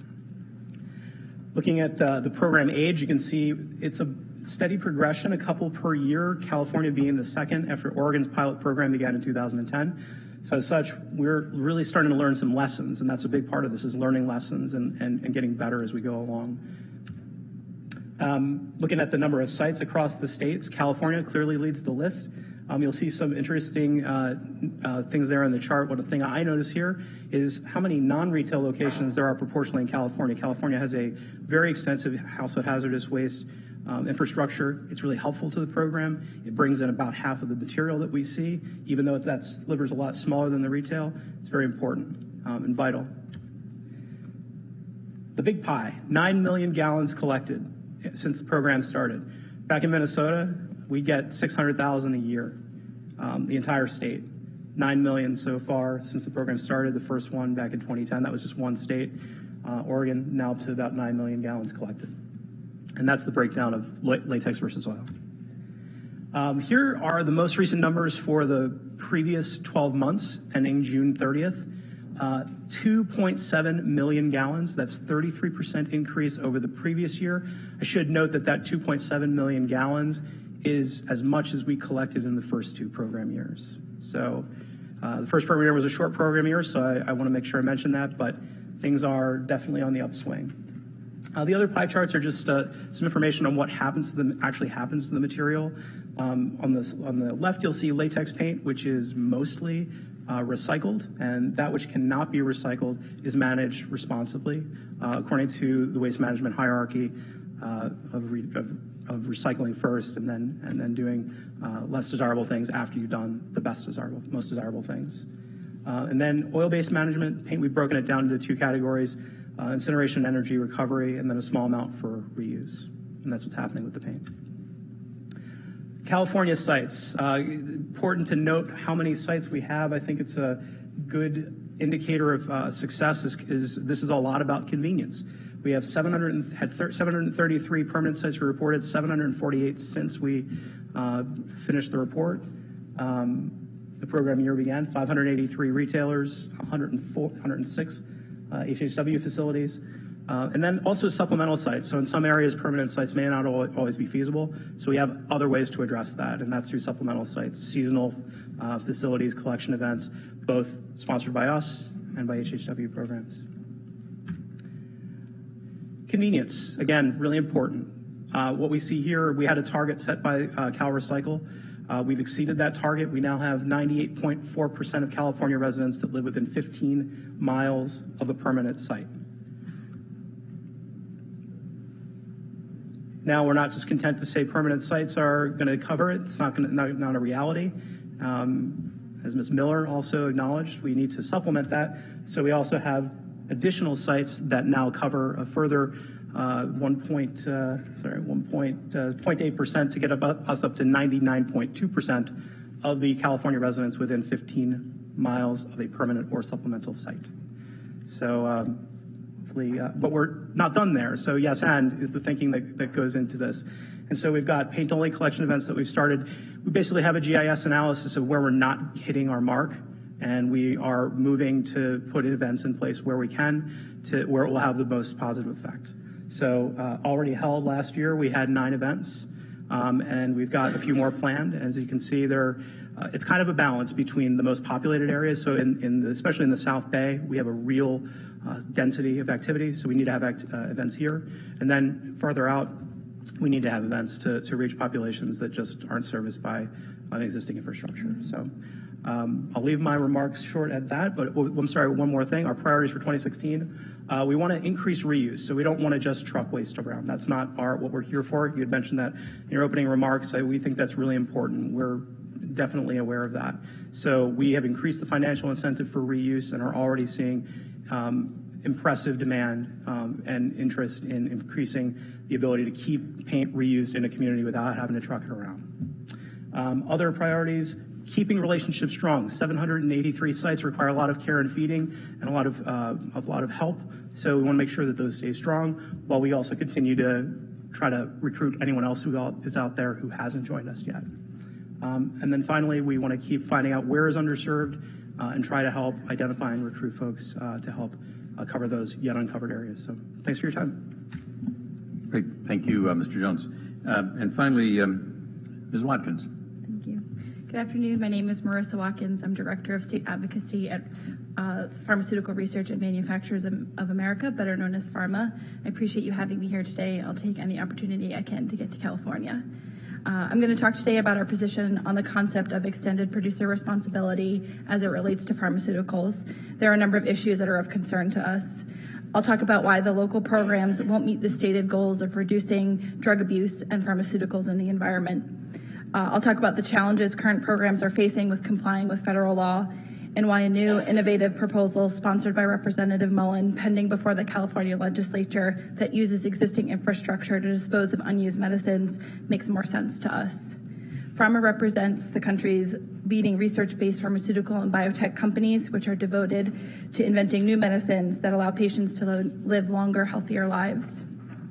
PhRMA opposes any mandates that would require pharmaceutical manufacturers to fund and administer a new program to specially collect and dispose of certain unused pharmaceuticals products, like the ordinances in Alameda, San Mateo, San Francisco, Marin, and Santa Clara.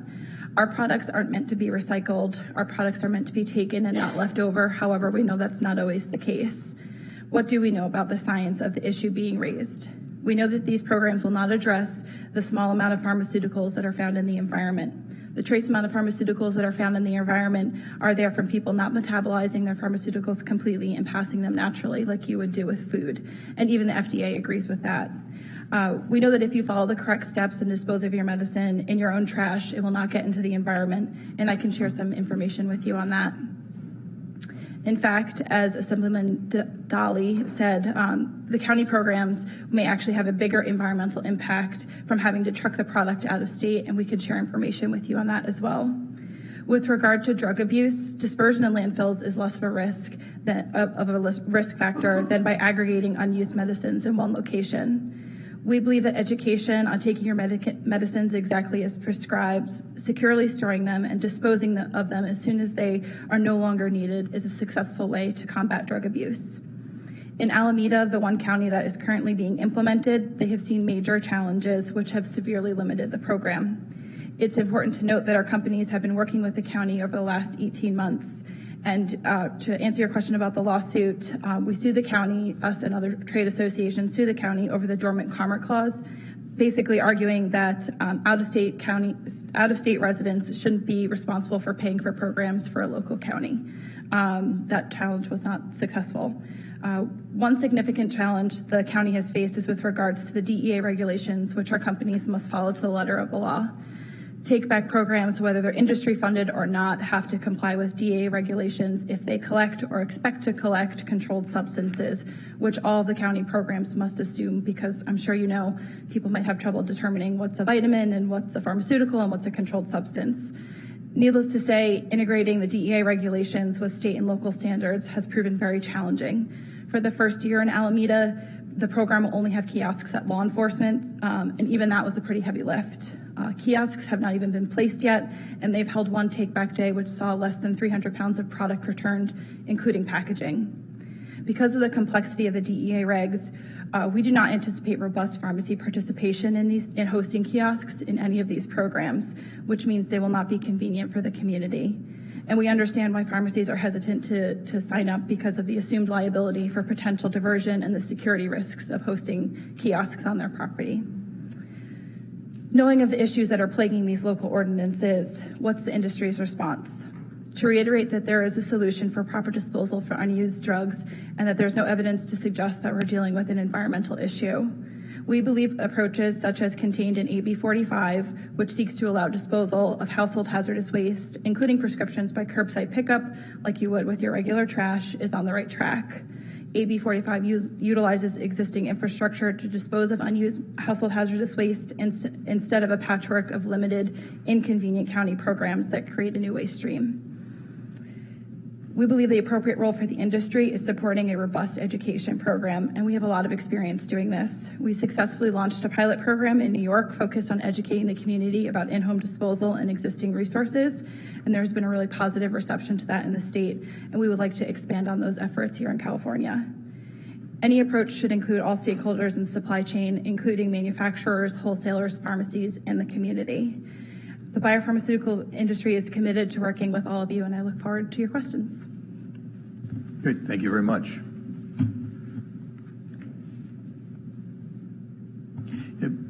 Mr. Smith, one question for you. In terms of determining for the purpose of product stewardship, who's responsible, you mentioned toy manufacturers.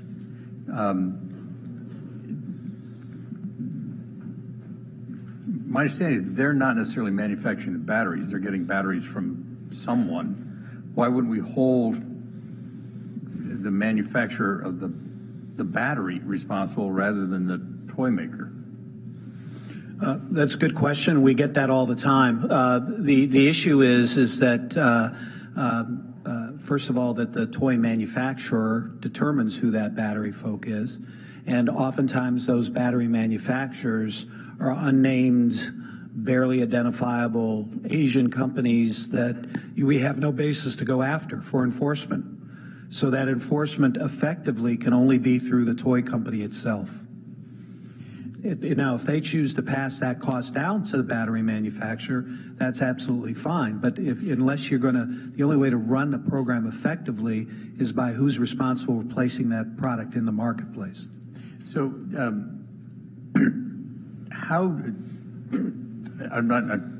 Maybe this is not a fair question to ask you, but how do you run a product stewardship program when there are foreign manufacturers that you say we can't necessarily control? I mean, how do we deal in a global economy with materials from other countries? Well, batteries are somewhat of a unique entity. Rechargeable batteries, for instance, 80 to 85% of them come into the market as part of a product. They're not sold separately.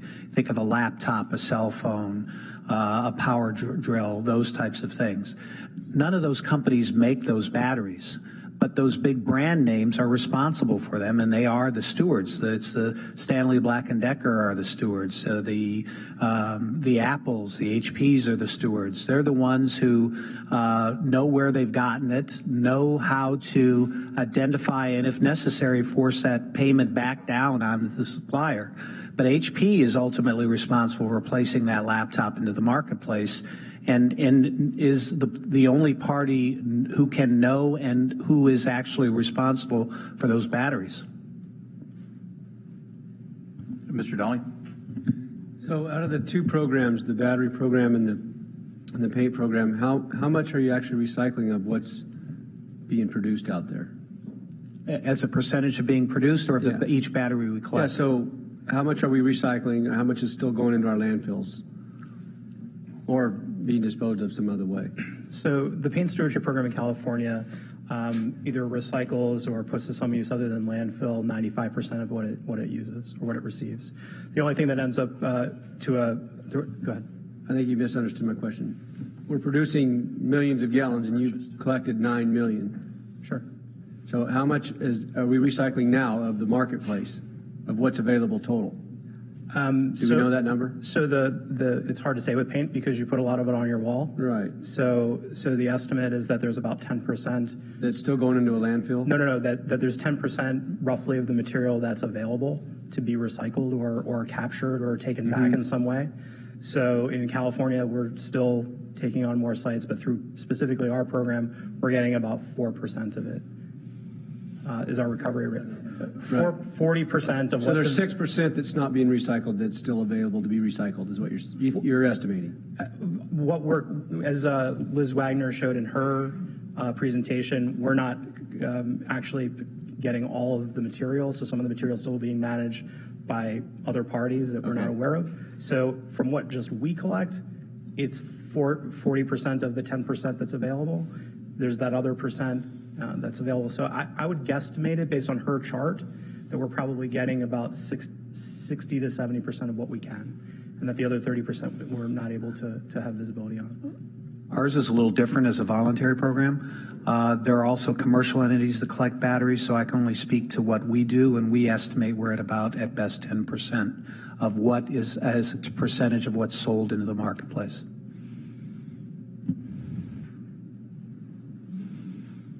Yeah, Mr. McCarty. Thank you. I want to go back to Ms. Watkins. I'm somewhat confused on the amount of jurisdictions that are doing the pharma approach. You said only one, but when we heard earlier, there was like a dozen counties were rattled off. 5 counties have passed ordinances. Alameda is the only one that has approved a plan and is actually implementing it. Okay. And so what are the 5 counties again? Alameda, San Mateo, San Francisco, Marin, and Santa Clara. Santa Clara, okay.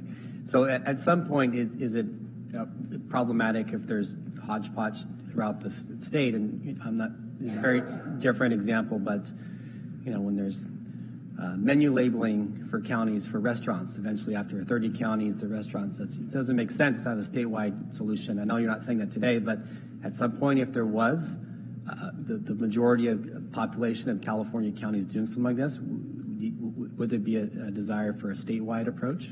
I think the statewide approach in Representative Mullen's bill is something that we could, we think is a step in the right direction. The patchwork approach is not working, and we feel like the programs themselves, because they're so limited, are actually not going to meet the stated goals. So we want to look for something that will actually work. I guess what I mean is if there was a number of counties doing what they're doing now, which is the more EPR approach, that would be different than what my understanding what Mr. Mullins is proposing. Right. We would not support an industry-mandated statewide solution. Correct. Okay. And no other states have had the amount of counties or jurisdictions doing this, such as California? Washington has, one county has passed it in Washington. That's the only other state. King County? Mm-hmm. And there's no statewide program up there? There is not. Is King County, is it roughly? half the size of the state population? Or? I think that there's a few million people there Yes. because it encompasses Seattle. So Yeah, so it's probably about half the size of the state population. I think it might be. Is that creating problems having two different perspectives there in the state? Would there be a desire to have, in other words, I'm saying if there was like critical mass of one state doing it, you're not saying that's what you want to do in the first place, but would there be at some point where it makes sense to having some type of a going all in for that policy? I think, again, we support concepts like Representative Mullins. We do not support the type of proposal that's been introduced in King or passed in King and several counties in California. Thank you. All right, thank you very much. And we will now invite up our final panel, folks from the waste hauler perspective.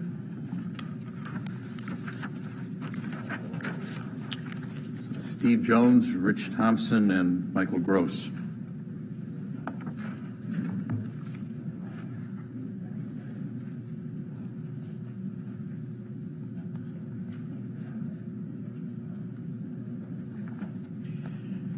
Gentlemen, thank you. Again, we'll take brief comments and presentation, then we'll ask some questions as determined by the panel and the committee. We're going to start with Steve Jones. Mr. Jones has had a 40-year career in the solid waste and recycling industry in California, and he's currently the general manager and partner in Garden City Sanitation, which is based in San Jose. Second, we'll be hearing from Rich Thompson. Mr. Thompson is the Senior Director of Safety and Environmental Compliance for Republic Services. He works out of their corporate office in Phoenix, Arizona. Welcome to California. And finally, Michael Gross. Mr. Gross has been in the waste and recycling industry since 1979. In 2011, he was named the Director of Sustainability for Green Waste and the Zenker family of companies. This newly created position allows him to coordinate and institutionalize sustainability efforts across divisions and among business relationships for these companies. Welcome to all three of you. And Mr. Jones, we'll start with you. Thank you very much. I appreciate the opportunity and the invitation. Like the resume said, over 40 years. I'm going to give you we're here to talk about what the impacts of the hazardous waste in the waste stream, really part of what we're going to talk about is what that effect is. My career started as a tire man and a garbage collector in San Francisco. I eventually worked my way up to vice president of operations for that company and then later CEO of another company.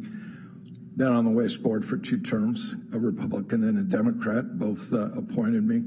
And now with my friends, we've got companies in San Jose and Livermore. There's nothing worse than having somebody you work with lose half the flesh on their leg because somebody decided to throw a tub of acid into the garbage. And that happened to me, didn't happen to me, happened to a friend of mine. We had trained on how to deal with those types of things, but when we look up on the screen and we see household hazardous waste as being batteries and paint and oil and those types of things, that's not just the items that we face every day when we're dealing with garbage. People, drug manufacturers that are working out of kitchens with respirators all day need to find a spot to throw their chemicals, and in a lot of cases, it's either in a dumpster or in a can along the side of the street. Not everything is front loader collection or ASL collection. It's pick it up, put it on your back, walk it out a flight of stairs, and dump it in the back of a rear loader. And when those types of things happen, we've got to rely on what's really in that garbage. We may not see it.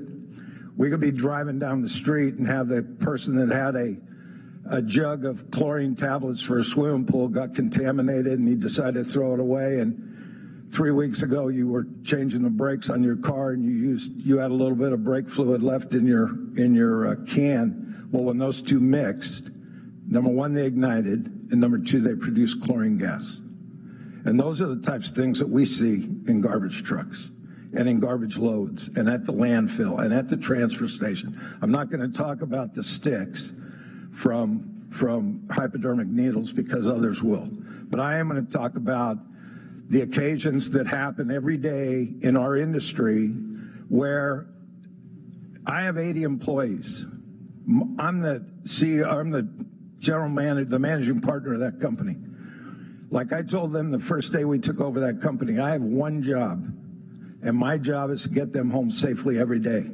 That's my job. Because I'll make money for my partners and I, and I'll keep my customers happy if nobody gets in an accident, nobody gets hurt, and those guys go home to their wives every night. So everybody wins in that situation. And I think that it's pretty clear that the Waste Board, when it was in its existence, which I'm not going to make too much of a plea for it, but it is an avenue that we can have these kinds of dialogues with more than one person sitting behind a cage.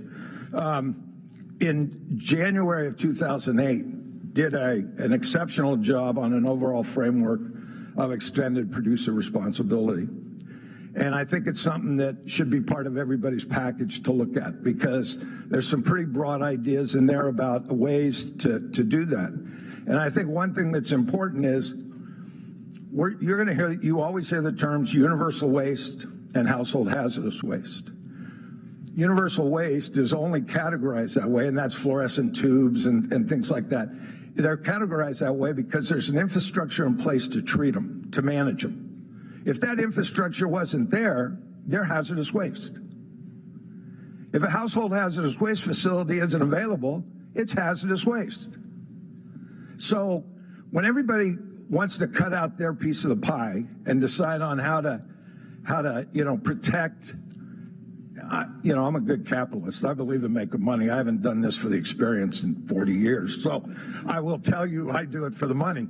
But there comes a point where we got to get smarter about this stuff. And I think that producer responsibility makes sense from the standpoint that we've got products today that are coming out every day that are better than the products we had before.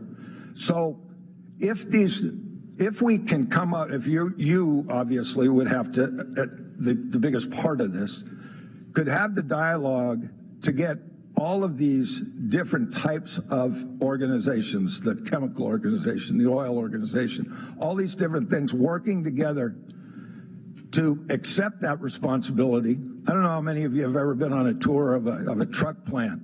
I was at Peterbilt when it was in the United States. I was at Peterbilt when it was Mexico. The guy was bragging that it only cost him $3 an hour to pay these guys to assemble the same truck.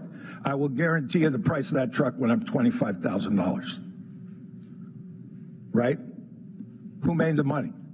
So, when I have friends of mine or employees of mine that get hurt because of instances where chemicals come together and you're in a situation where you have no choice but to deal with it or spend $5,000 because somebody was cleaning their pool and put their muriatic acid in the garbage truck and it met with wet grass and all of a sudden it started smoking, that's a $5,000 bill. If you're going to call a hazardous waste company, or just get some baking soda and walk over which is what I did, and got the fire department mad at me, and dump it and put it out, and now all of a sudden you don't have a $5,000 bill.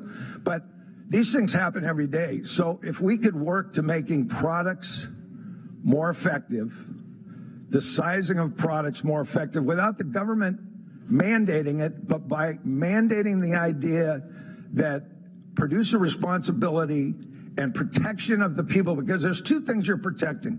You're protecting all of your constituents by making sure that the water's clean and the air is clean, and you're protecting those companies to make them more profitable in the future by doing business with people. And then the smartest guy wins.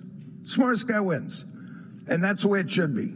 So I will tell you that I love nothing more than being a garbage man. But I've been beat up pretty bad, and I wasn't always this fat, believe me.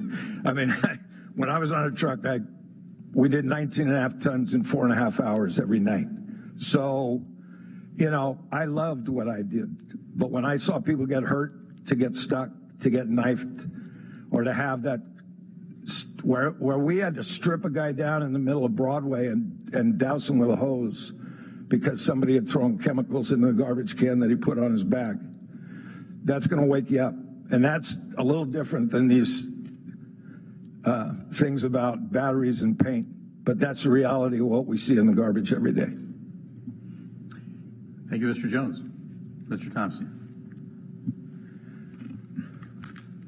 Good afternoon. Thank you, Chairman Gordon and members of the Select Committee, for the opportunity to speak to you today on the issues addressed in AB 1159. My name is Rich Thompson, Senior Director of Environmental Compliance and Safety at Republic Services. I'm based in Phoenix, Arizona.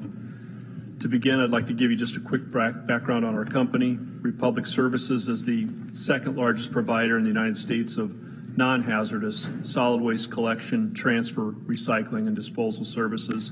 We currently have 31,000 full-time employees. We operate in 40 states and Puerto Rico. We provide services to 14 million commercial, industrial, municipal, and residential customers. We operate 198 transfer stations, 189 landfills, and 60 recycling facilities. And we collected last year 5 million tons of recyclables that we enabled to be recycled back into newspaper, cardboard, glass, and plastic bottles, and aluminum cans. In California alone, we operate 75 locations, roughly 12 landfills, 10 material recovery facilities, 17 transfer stations, and the bulk of the other facilities are collection operations. One of the reasons I was asked to speak to you today is because I have a lot of expertise on the management and disposal of sharps, medical waste, and infectious wastes. I've been deeply involved in developing management procedures on several dramatic and high-profile situations, including the disposal of mad cow disease in 2004, and then I'm currently involved with working on some of the issues with the outbreak of avian influenza in Iowa and other Midwestern states. Probably the most interesting thing I've worked on recently was the Ebola outbreak in 2014, which claimed 11,000 lives in West Africa. When the patients were brought back to the United States, and as the issue became a more important public health issue, Republic Services got involved in the state of Texas. And when the one patient died in Texas, we supported the state of Texas, and the waste that came from his care and from his home was incinerated and went to a Republic Services landfill in Galveston. As a result of that experience, I've continued to represent the company with a lot of stakeholders, including government agencies such as EPA, DOT, OSHA, the National Institute of Health, and CDC, as well as the rest of the healthcare industry and a coalition of waste industry representatives. And I got an opportunity to meet with the White House National Security Council last spring, and we are now developing a national contingency plan on addressing the management of infectious disease outbreaks in the United States. So with that background in hand, let me talk a little bit about 1159. Republic Services supports the action to enact legislation to implement improved collection and recycling of medical waste sharps and household batteries. We recognize that these products are common in many households and due to their potentially dangerous components require special handling and care at the end of their useful life. My comments today are going to focus on the management of medical waste sharps. Sharps can mean any medical waste that has a projecting cutting edge or a fine point that's used in human or animal patient care or in medical research or industrial laboratories. The term sharps can include hypodermic needles, syringes, with or without the attached needles, pipettes, blade instruments, blood vials, needles, and culture dishes. The category of blades includes razors, scalpels, knives, scissors, and other medical items used in cutting in a medical setting. Republic's dedicated to the safety of our employees. As Mr. Jones said, we have the same sort of focus on safety with our employees. Over the past 7 years, our safety performance, based on OSHA recordable rates, has been 42% better than the industry average. We use a Think, Choose, Live slogan. We printed on all of our employees' helmets and just about every piece of equipment that they touch, so they have constant reminders to operate safely. And our goal, likewise, is to send our employees home safely every night. Every Republic employee is provided with a copy of the SAFE booklet, which stands for the Safe Action for Excellence. The booklet provides general policy for creating and maintaining a safe environment. We comply with all OSHA regulations, and any employee who violates either these rules or an OSHA violation is subject to a disciplinary action. Our first and best strategy for safety is always to implement the hazard at its source. But absent that, engineering controls focus on the employee exposed to the hazard. The basic concept behind engineering controls is that, to the extent feasible, the work environment and the job itself should be designed to eliminate or reduce exposure to hazards. Employees in most cases are the key to engineering controls as well. If feasible, you design the equipment and process to remove the hazard or substitute something that's not hazardous. Where complete enclosure of this particular hazard is not feasible, you establish physical barriers or provide mechanical apparatus. Next, providing training on safe work practices along with your company's general workplace rules helps to further reduce employee exposure to hazards. The development of work practices and the associated training can be extremely effective, especially when it comes to things like the dangers of bloodborne pathogens. Bloodborne pathogen management typically applies to all occupational exposures to blood or other potentially infectious materials. Finally, when exposure to hazards cannot be engineered, you apply things such as PPE or personal protective equipment. Gloves are a good example, eye and hearing protection, respirators, and disposable or reusable clothing are other examples. PPE may be appropriate for controlling hazards while engineering and work practices are still being installed. So let's look specifically at the issue of handling sharps in our waste streams. I requested information from our risk management database, which contains accident and injury data for our employees. In the past 12 months, we identified 52 recorded needle sticks. With our employees working approximately 75 million hours per year, the incident rate is 0.14 incidents per 200,000 hours worked. Although that makes up a really small percentage of our overall safety record, it works out to be 1 incident for every 720 employees in our company. Even given that relatively small percentage, this is still a jarring statistic to me. 52 needle sticks in 1 year.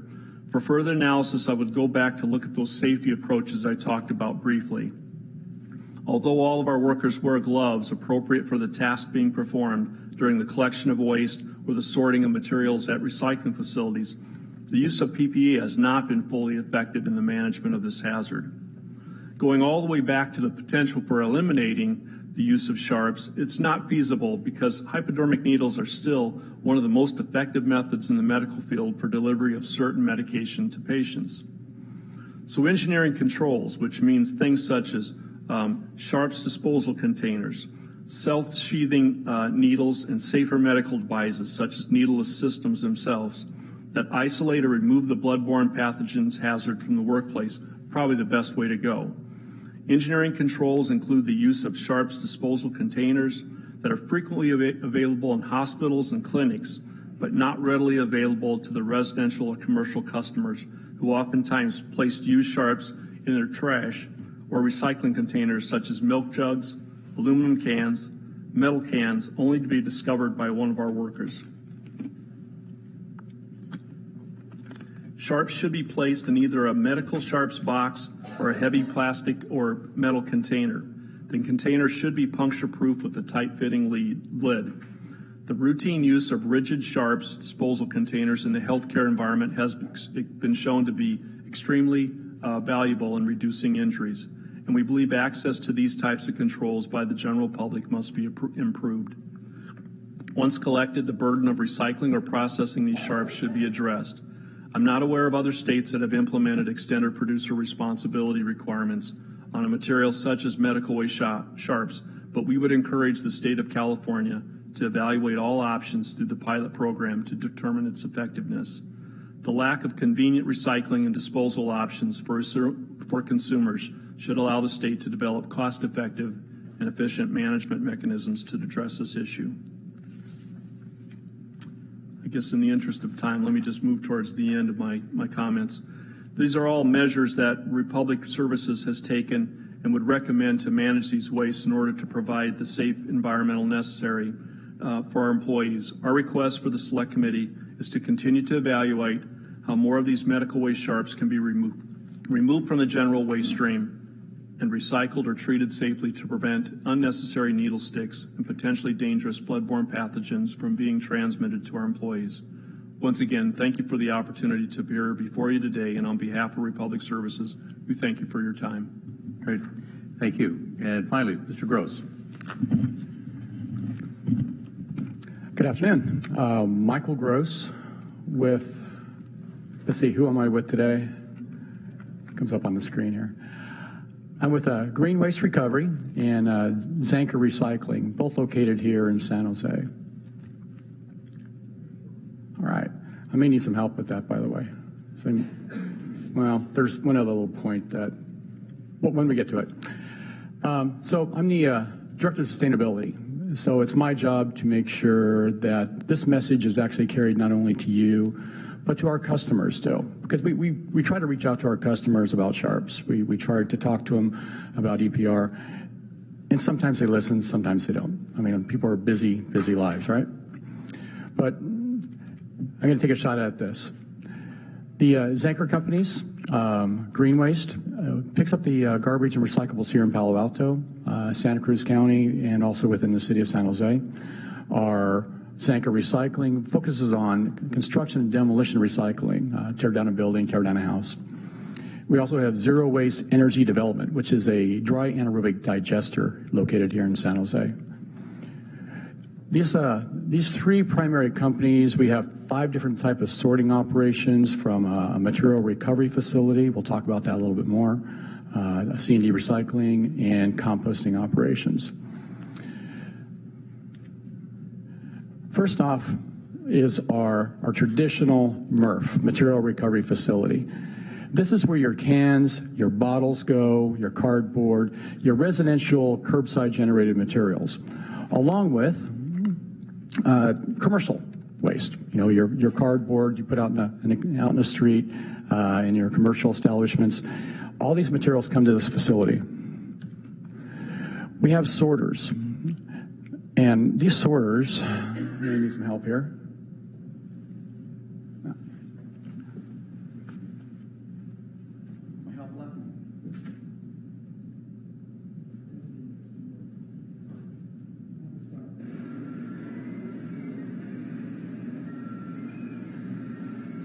So you can see how MRF works.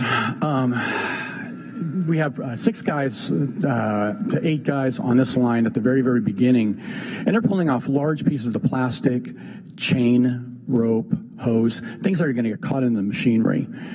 What they're also pulling out, however, is sharps.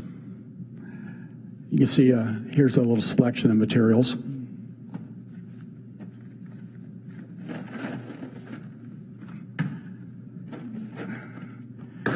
These are not your typical water jugs, right? Consumers think this is a recyclable item because, of course, there's a recycling symbol on the bottom of the container. These were found in recycling lines. I'm not kidding. This one here was not even a lid on it. We get these all day long. And these are the hazards that we're talking about. You know, what do you get when you see something like this? You pull it off the line. But however, the ones that are really bad are those single ones. They're like little torpedoes coming down the line for these guys. And here you are, an employee, doing your job, doing 1 pick a second. Bam, bam, bam. All of a sudden you got a needle in your hand. Wow, what a great day. We try to give them gloves. I'll demonstrate here. Or actually, if you guys would like some.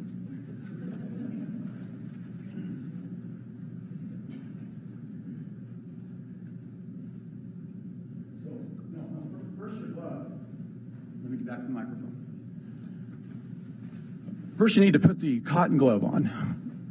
And because these gloves are so thick, your hand starts to sweat. So you need something to pick up that sweat. So you got the cotton glove. Then you put the other glove on top of it. And you wear this for 8 hours. And you do 1 pick every second to second and a half. You can imagine what your hand feels like after the day is done. Now, people go, oh, well, these are resistant, puncture resistant, armor, great. What about, Kevlar gloves? Well, awesome idea. Unfortunately, your hand moves like this. You can't pick up anything. And so, we have to be able to work, but we also have to have some safety for these guys. The safety program we have right now, we do weekly training. We talk to our MRF workers. We do pre-employment physicals. We offer, a strong word here, we offer hepatitis shots and tetanus. Not all the employees take us up on this. Some think, hey, I'm young, I don't need these things. But bad things happen. This year, now, Republic Services, they're the second largest garbage company in the world, right? Yeah, I'm not. We have 1,000 employees between our operations. This year, 9 employees so far. 9 employees that got stuck.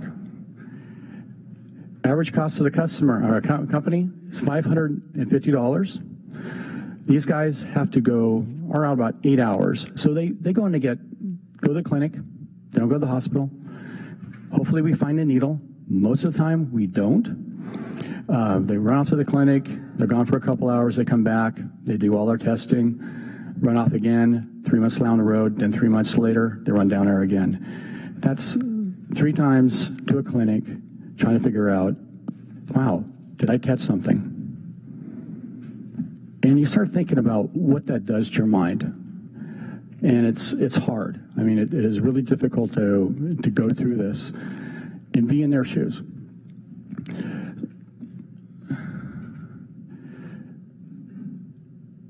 The important thing here, too, is the cost to the company. We only pull off 2 64-gallon containers a month. And right now, the cost is $3,500 a month. Last year, when I spoke about this, it was $900. Why? Because there's only a couple companies that will collect these materials. They have a monopoly, and now we're getting gouged. We have no choice but to pay this. These gloves, $3,800 a month for gloves. Employees get new gloves every week, by the way. And as you can see, they are kind of difficult to use. The other reason I'm out here to speak about this is I've been stabbed. I was doing a garbage route. I'm a garbage man, just like Moose. I was up in Reading, running a garbage route in Shasta Lake. I was a young kid. And lo and behold, I pushed some trash, and here's a needle sticking out of my hand. And at that time, AIDS was the big thing. And I took the needle, brought it down to a clinic in Reading, and showed the doctor this, and they said, well, what do you want me to do with it? And he's like, well, here, you could have a needle back if you want, but you'll probably be okay. Probably.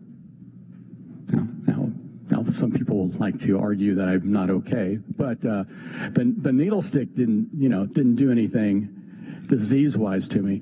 But mentally, it shook me up. And my employees having to go through this, it's not fair to them. It's not fair to their lives. It's their families. We shouldn't have to put them through this. The machinery that we do in our MRF does a lot of different things. We have screens and magnets and air separations and optic sorters and all these whistles and gadgets. But we don't have anything that pulls out sharps because nothing's ever been invented. The only way to get these sharps out of these sort lines is to get them out of the waste stream itself. And the only way to do that is take back programs. And not a pilot. I mean, full time. Let's have the take back programs where we could bring these things back to where we get them. I'm a user, by the way. Emerald, once a week. And CVS, they sent me a container. It was nice. I filled up my container. Well, what do I do with it now? Do I bring it to my local CVS store, which I visit every week? No, I end up having to bring it to the Santa Clara County Household Hazardous Waste. I know what to do, so I'm going to do the right thing, but there's a lot of people that do not know what to do. And really, what we need to do is talk to those type of people. We need to give them the options to bring those materials back all the time. I'd like you to meet Alex. So when I put this presentation together a week ago, there's somebody else here instead of Alex. Alex was victim number 9 for us, October 30th. So he got the little missile in the hand. And, what do you say to Alex? Sorry? Better luck next time? It's a hard message. And when I asked Alex if that's okay if I take a picture and maybe just stop these kind of things happening in the future, he was like, if you could stop this, this would be great, because no one should have to go through this again. Thank you very much. Thank you.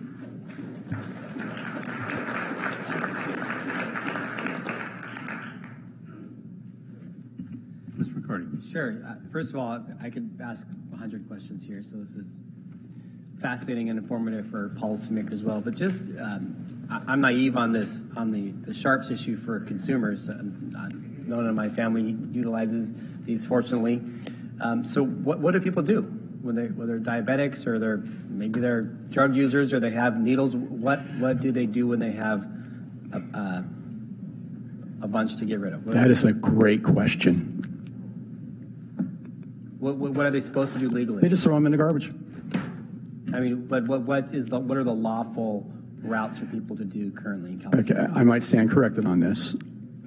If you're in a medical establishment, you have to have Sharps containers at your offices, at the hospital, and those places that actually produce them. If you're a residential user, they don't tell you what to do. They send it to you. Here, have fun. I never got any instructions. So can you go back to a drugstore, Walgreens, CVS, what have you, and bring them back today? No. My local one, I asked to bring back my container. It's big and it's full. Every once in a while, you see like a thing in an airport, like a little. I guess. Yep. I don't know. The only time I've ever seen one in my life is, I guess, in the airport. Or in the doctor's office, you've probably seen them there too. But what about, like, I know our city and our county in Sacramento, we have like needle exchange programs there. So some jurisdictions have them, so people can come and. That's out of my pay grade. Okay. Yeah. Yeah, but can you give your old ones up there? Yeah. Okay, thank you. You bet.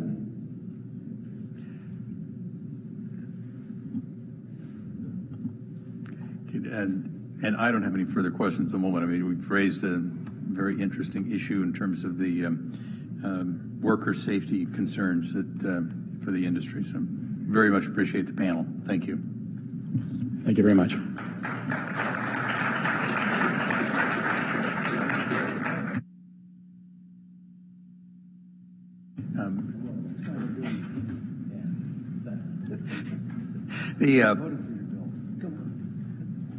Maybe. We will now move to an opportunity for public comment. If you would like to make a comment, you need to come to the microphone here. I'd advise everyone that we're going to ask folks to keep comments brief in order that we can hear those who want to speak. But I would also advise you that as a committee, we are more than happy to take more lengthy comments. You can provide those in writing to us at any time. And Lucas Freirichs on my staff, who's been sitting up here taking notes, and would be more than happy to take any written comments now or in the future. But if you would like to make a public comment at this point, please come to the mic, identify yourself, and make your comment. Yes, sir.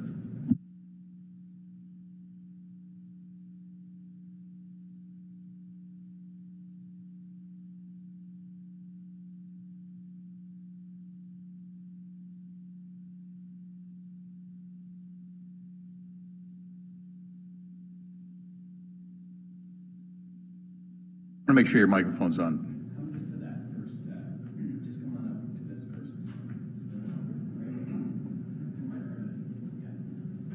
Actually, we'll take you to the table because we know how to make that mic work.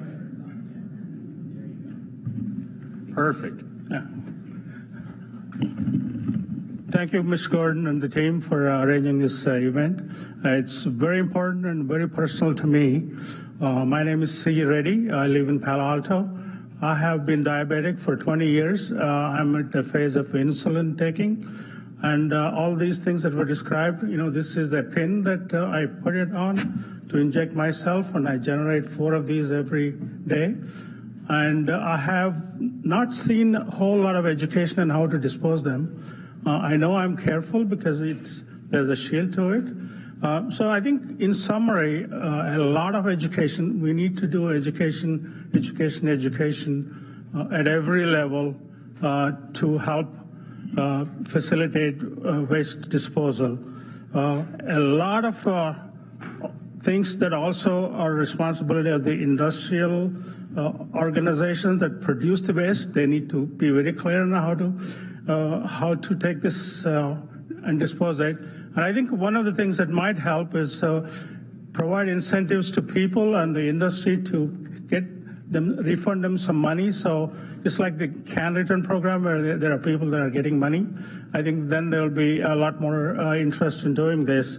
I did in the 70s work for Aerojet in Los Angeles area for nuclear waste reduction, and the companies sometimes go from a nice area to a less wealthy area to get away from regulation. So we need to watch that. I saw that Aerojet doing that, going from El Segundo to Dominguez Hills to Tennessee to somewhere else, just postponing the problem of waste. And that is a very serious thing. And, I worked on a 30 millimeter ammunition program. I had to say that I wasn't very happy with the outcome of what the company is doing to minimize it. There's always somebody else to blame. So I appreciate your time. Okay. Thank you. Thank you very much for your comments. Thank you. And by the next individual.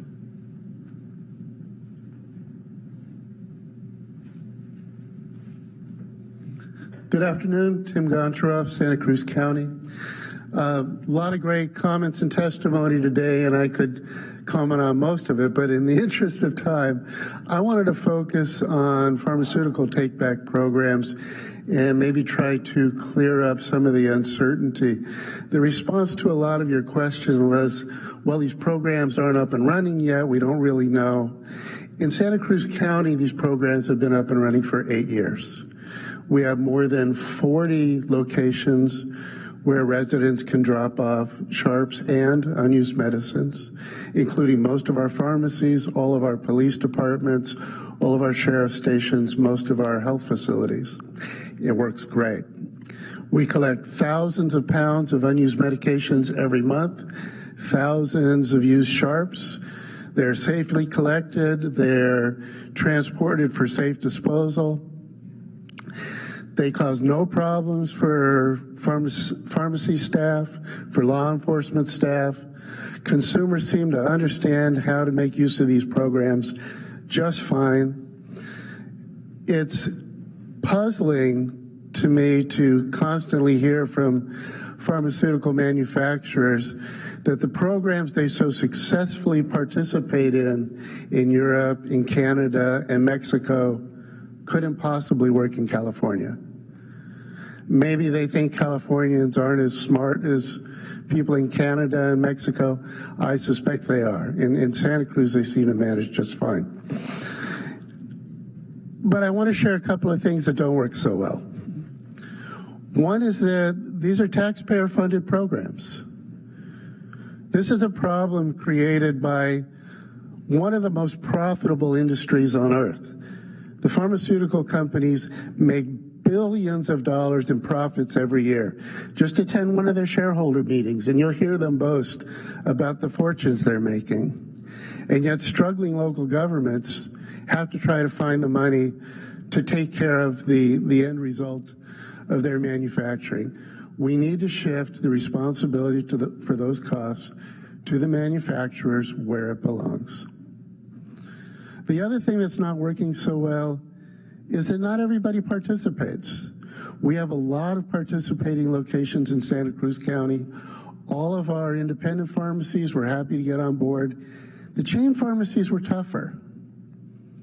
At first, we got no interest from the CVS stores, the Rite Aid stores, the Costco's. some of the busiest suppliers that sell the largest quantities of these products said, can't help you. Last year, the Santa Cruz County Board of Supervisors passed an ordinance that said, if you sell sharps in this county, you got to take them back. We installed bins in the CVS's and the Rite Aids, and now those programs work just fine. And now they're looking at an EPR ordinance for pharmaceuticals as well, so we can get those stores on board. So the only way that EPR is really going to work is if it's mandatory not just for the producers but for the sellers. What we would love to see from the legislature is a program that says to the regulatory agencies in California, the DTSC, Cal Recycle, you guys are the experts. We think EPR is the answer. You go out and develop programs to make it work. We'll give you the authority. The piecemeal approach that the legislature is taking is appreciated, but it's creating programs that only sort of work. Every one of them has some problems. I understand the political realities. I understand that that kind of legislation might be a tough sell. But at a bare minimum, what we would ask is don't get in our way. Santa Cruz County reached 75% waste diversion in 2010. We're very serious about it. We're serious about going after the rest. Innovation in this state is happening at the local level. Last week, the State Board of Pharmacy said, no, we don't think so. We're going to preempt local mandates for pharmaceutical take-back. They haven't explained yet where they find the statutory authority to do that. We would love to see the legislature enact a bill that says, we support these kind of local programs. Regulatory agencies, if you can't help, get out of the way. Thank you. Thank you.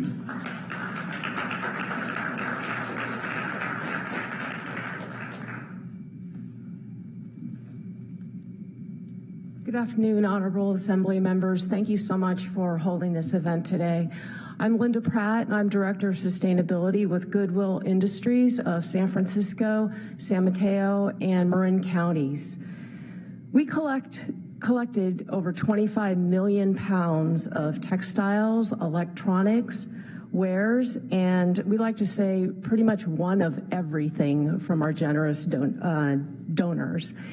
And unfortunately, what's included in those donations are sometimes needles and sticks. And this has created a real worker safety problem for all of our team members who work on the line sorting all of the donations. We are a leader in recycling, reusing, repurposing, and reselling thousands of materials. And despite our efforts to extend the life of these materials, there are many that can't be, at this point, recycled or reused, and thus there is no other option but to landfill them. We are actively working towards zero waste and partnering with the counties that we operate in, and we support the strategy of EPR as a strategy toward reaching zero waste. So thank you so much for today and listening to our comments. Thank you. Thank you.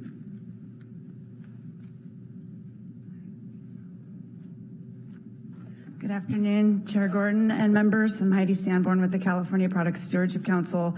I really want to thank you for the hearing today. I always learn something new even when we've done this, and I've been doing this now for 10 years. It's fascinating to listen to all the stories and see all the pictures, especially with the needles. Those were even some new stories for me. And I just wanted to first address Member McCarthy. You'd asked a couple of comments about what's happening in Sacramento. Actually, on the medicine bins, we've put out many bins. We've worked with your sheriff in Sac County, and I'd love to take you to the bins. We've even got a bin in the pharmacy at the well at Sac State. and the pharmacist there is loving the program. She's actually had people come in with entire office boxes full of medicines. We did have one bin in West Sacramento we had to close, and in Davis we had to close because they were getting inundated with, believe it or not, some of the pharmaceutical reps were dumping all of their medicines into the bins and filling it up literally in one day. I won't name the brand because they actually knew the brand from the bins dumped. But these programs do work. But when we have bins that are not convenient, there's not enough of them, it seems that the individual stores are getting really dumped on. And the one in West Sacramento had to close because they had, or get rid of the bin, they had a lot of Walgreens and Kaiser patients coming, and they just couldn't afford the disposal costs because that was their share of the responsibility of the program. We had provided the bin for free. Also in Sacramento, they had passed a rule in the city that if you sell sharps, you must take them back. Unfortunately, they don't promote the program as much, although I did bring some of the newsletter inserts that we did put out in the News and Review about a year ago, and it does list the locations and talk about that, but it's not really well known or used. We also have a picture in here of Brian Williams of the Sacramento County facility. He got stuck with needles because somebody had put all their needles in an oil container and he was recycling the oil. So there's lots of stories about needle sticks out there, and hopefully after today we won't have to have the discussion again as to whether there's a problem. EPR for medicines and sharps actually was passed as one regulation in Ontario, Canada in 2012. And in less than 2 years, they had 90% of the pharmacies taking back both products. It's very cost effective and easy to use. And I told the Board of Pharmacy last week that I've been rather stunned that it seems like the healthcare industry is finding every way not to help with a healthcare product and we're asking law enforcement to take on this. It just seems like it's all backwards. It's the only country I know where we've put this burden on law enforcement. And to highlight what Liz Wagner said, if harmonized rule is desired, the best way to do this is an EPR policy framework, and then let the agencies kind of pick products based on criteria and ranking, and, is there a market or not, or is it being managed well or not? Maine is the only state that has done that, but other countries have done it, and it works really well.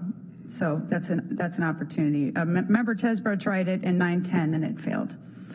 So the bottom line is EPR does work, works all over the world. The question is, what are we going to do here? Are we going to lead in the country, or are we going to go backwards? And I think the country is really looking and watching. And in fact, today, I'm sure thousands of people across the country are actually listening to this hearing. So thank you again for the education for all of us. And I'd love to take you to Vancouver to see how it works, because it's actually very simple, and it'd be a fun trip. Thank you. Thank you very much.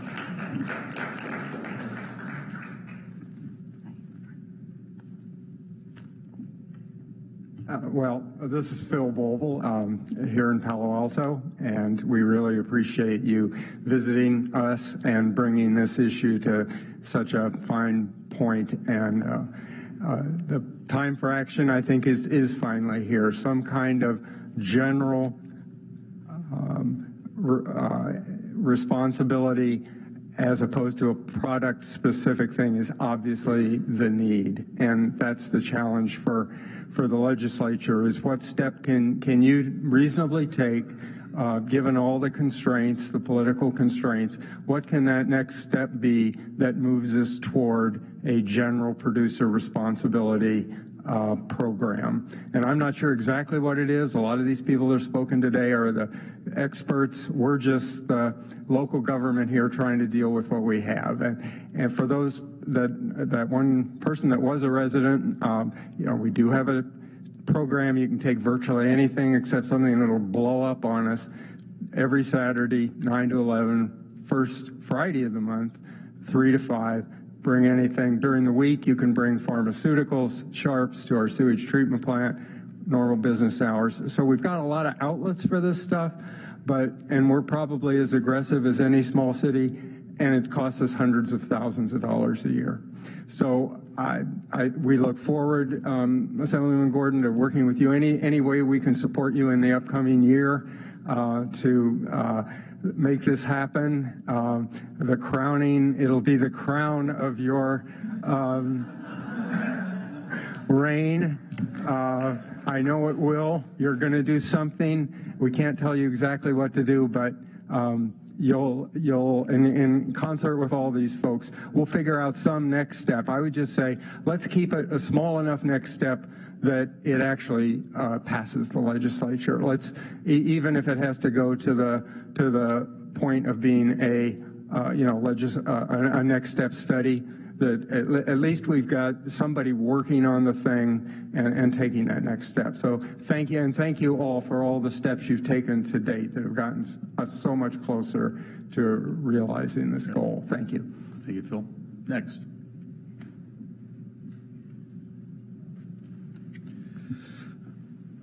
Thank you, Mr. Chair and members.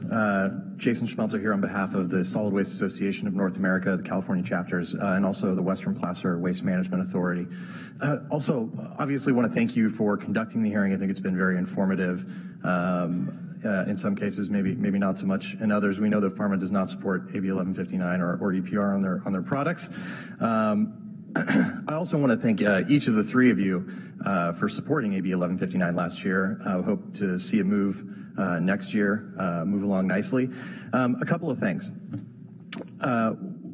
EPR, I think it's been described here several times today, as just another tool in the toolbox. We get into these big legislative fights sometimes, and it seems like it's this either-or mentality that is pervasive in the halls of the capitals, either EPR or not EPR. It answers every question or it answers no question. And I think what's been made relatively clear today is that it answers some of the questions, and it's a very useful tool for some products, not all products. And where it is useful, we would like to pursue it.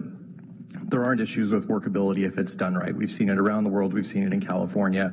It just has to be done right. A lot of the bills that we've seen today that some of the opponents point to and say, look, EPR doesn't work, they were negotiated with the very people that are pointing and saying, look, they don't work. They asked for provisions to come out of those bills to make them not work. So when we're sitting here and we're listening to some of the narratives that are being projected, we need to be very careful and look back at the history of how those bills were developed and why they're performing the way that they are. A couple of things. We need household hazardous waste needs EPR. Assemblymember Mullen correctly, when we started this hearing, said there's a 7% diversion rate.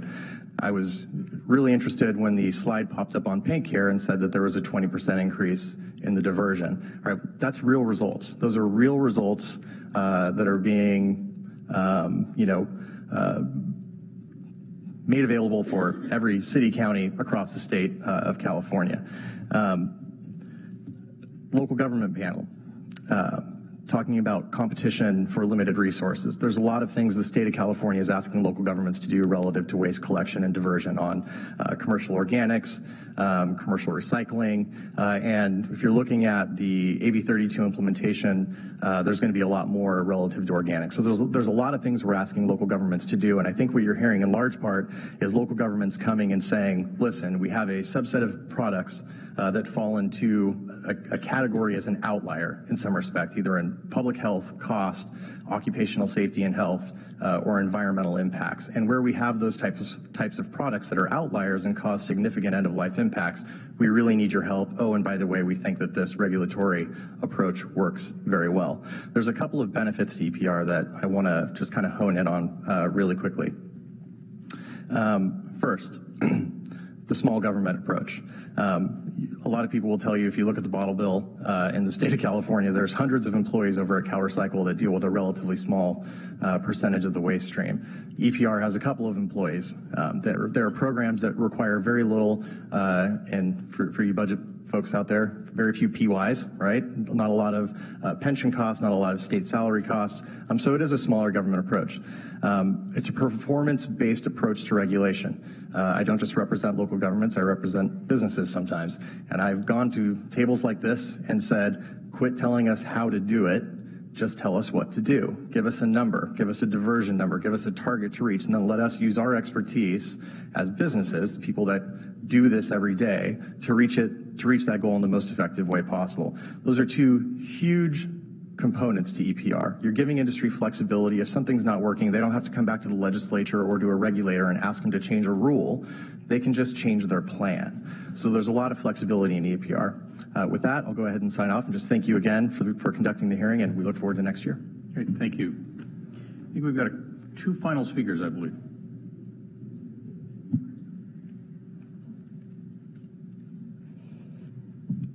Good afternoon, Honorable Gordon and fellow colleagues, members of the Assembly. My name is Tammy Del Benny. I'm the Waste Zero Manager with Recology. As some of my industry colleagues said earlier, we have concerns over the safety of our workers. Even my own colleagues at Recology, I think, were with Mr. Jones on some of those incidents in San Francisco. We strongly support extended producer responsibility and the work being done by the California Product Stewardship Council. We will, we do our part as a collection company. We are a resource recovery company. We don't think of ourselves as a garbage company. But we do educate the public, and we provide various collection services for some of that hazardous waste, but it isn't a one-size-fits-all. And if you read the label, I don't even think it's a one-size-fits-most.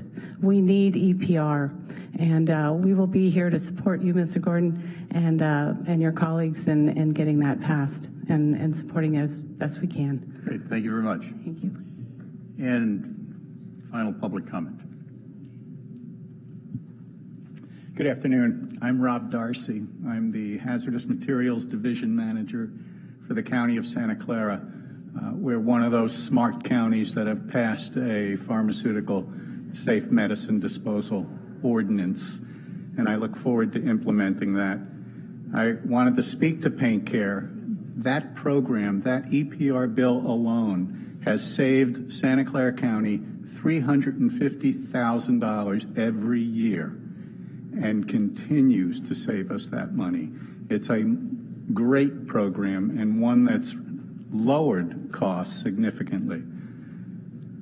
I want you to appreciate the numbers in Santa Clara County as it relates to pharmaceuticals, and I might emphasize that it is illegal for government-sponsored HHW programs to accept controlled substances.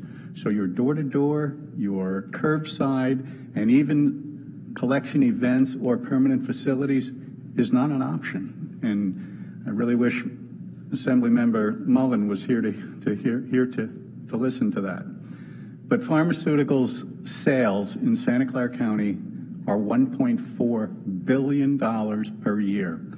We've estimated that a collection program funded by the pharmaceutical manufacturers would cost $1.4 million per year. That's a B against an M.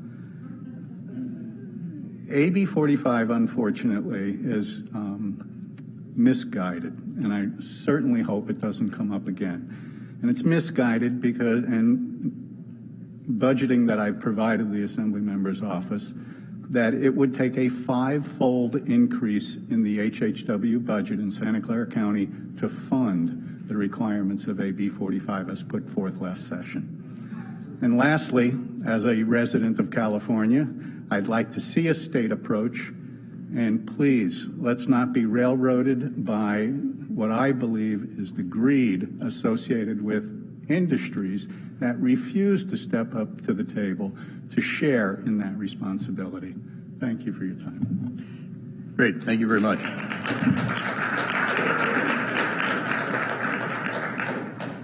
Let me conclude this hearing by starting by saying thank you first to my colleagues, Mr. Dolly, Mr. McCarty, and Mr. Mullen for joining us here today. Appreciate that. I want to thank Lucas Freirichs on my staff who provided staff support for this, as well as folks from my district office, since we're here at home for me. I want to thank those of you who attended, but in particular, I want to thank all of those who provided testimony today. I think that we had a very interesting, I think thorough discussion of some of the interesting issues that we face in dealing with household hazardous waste. I would remind everyone that, as I said at the outset, this committee is looking at waste reduction, recycling in a very broad sense. We will be holding 2 more hearings before moving towards some concluding report. And our next hearing will be in the Los Angeles region on December 9th, 10th, December 10th. That's why you do good staff work.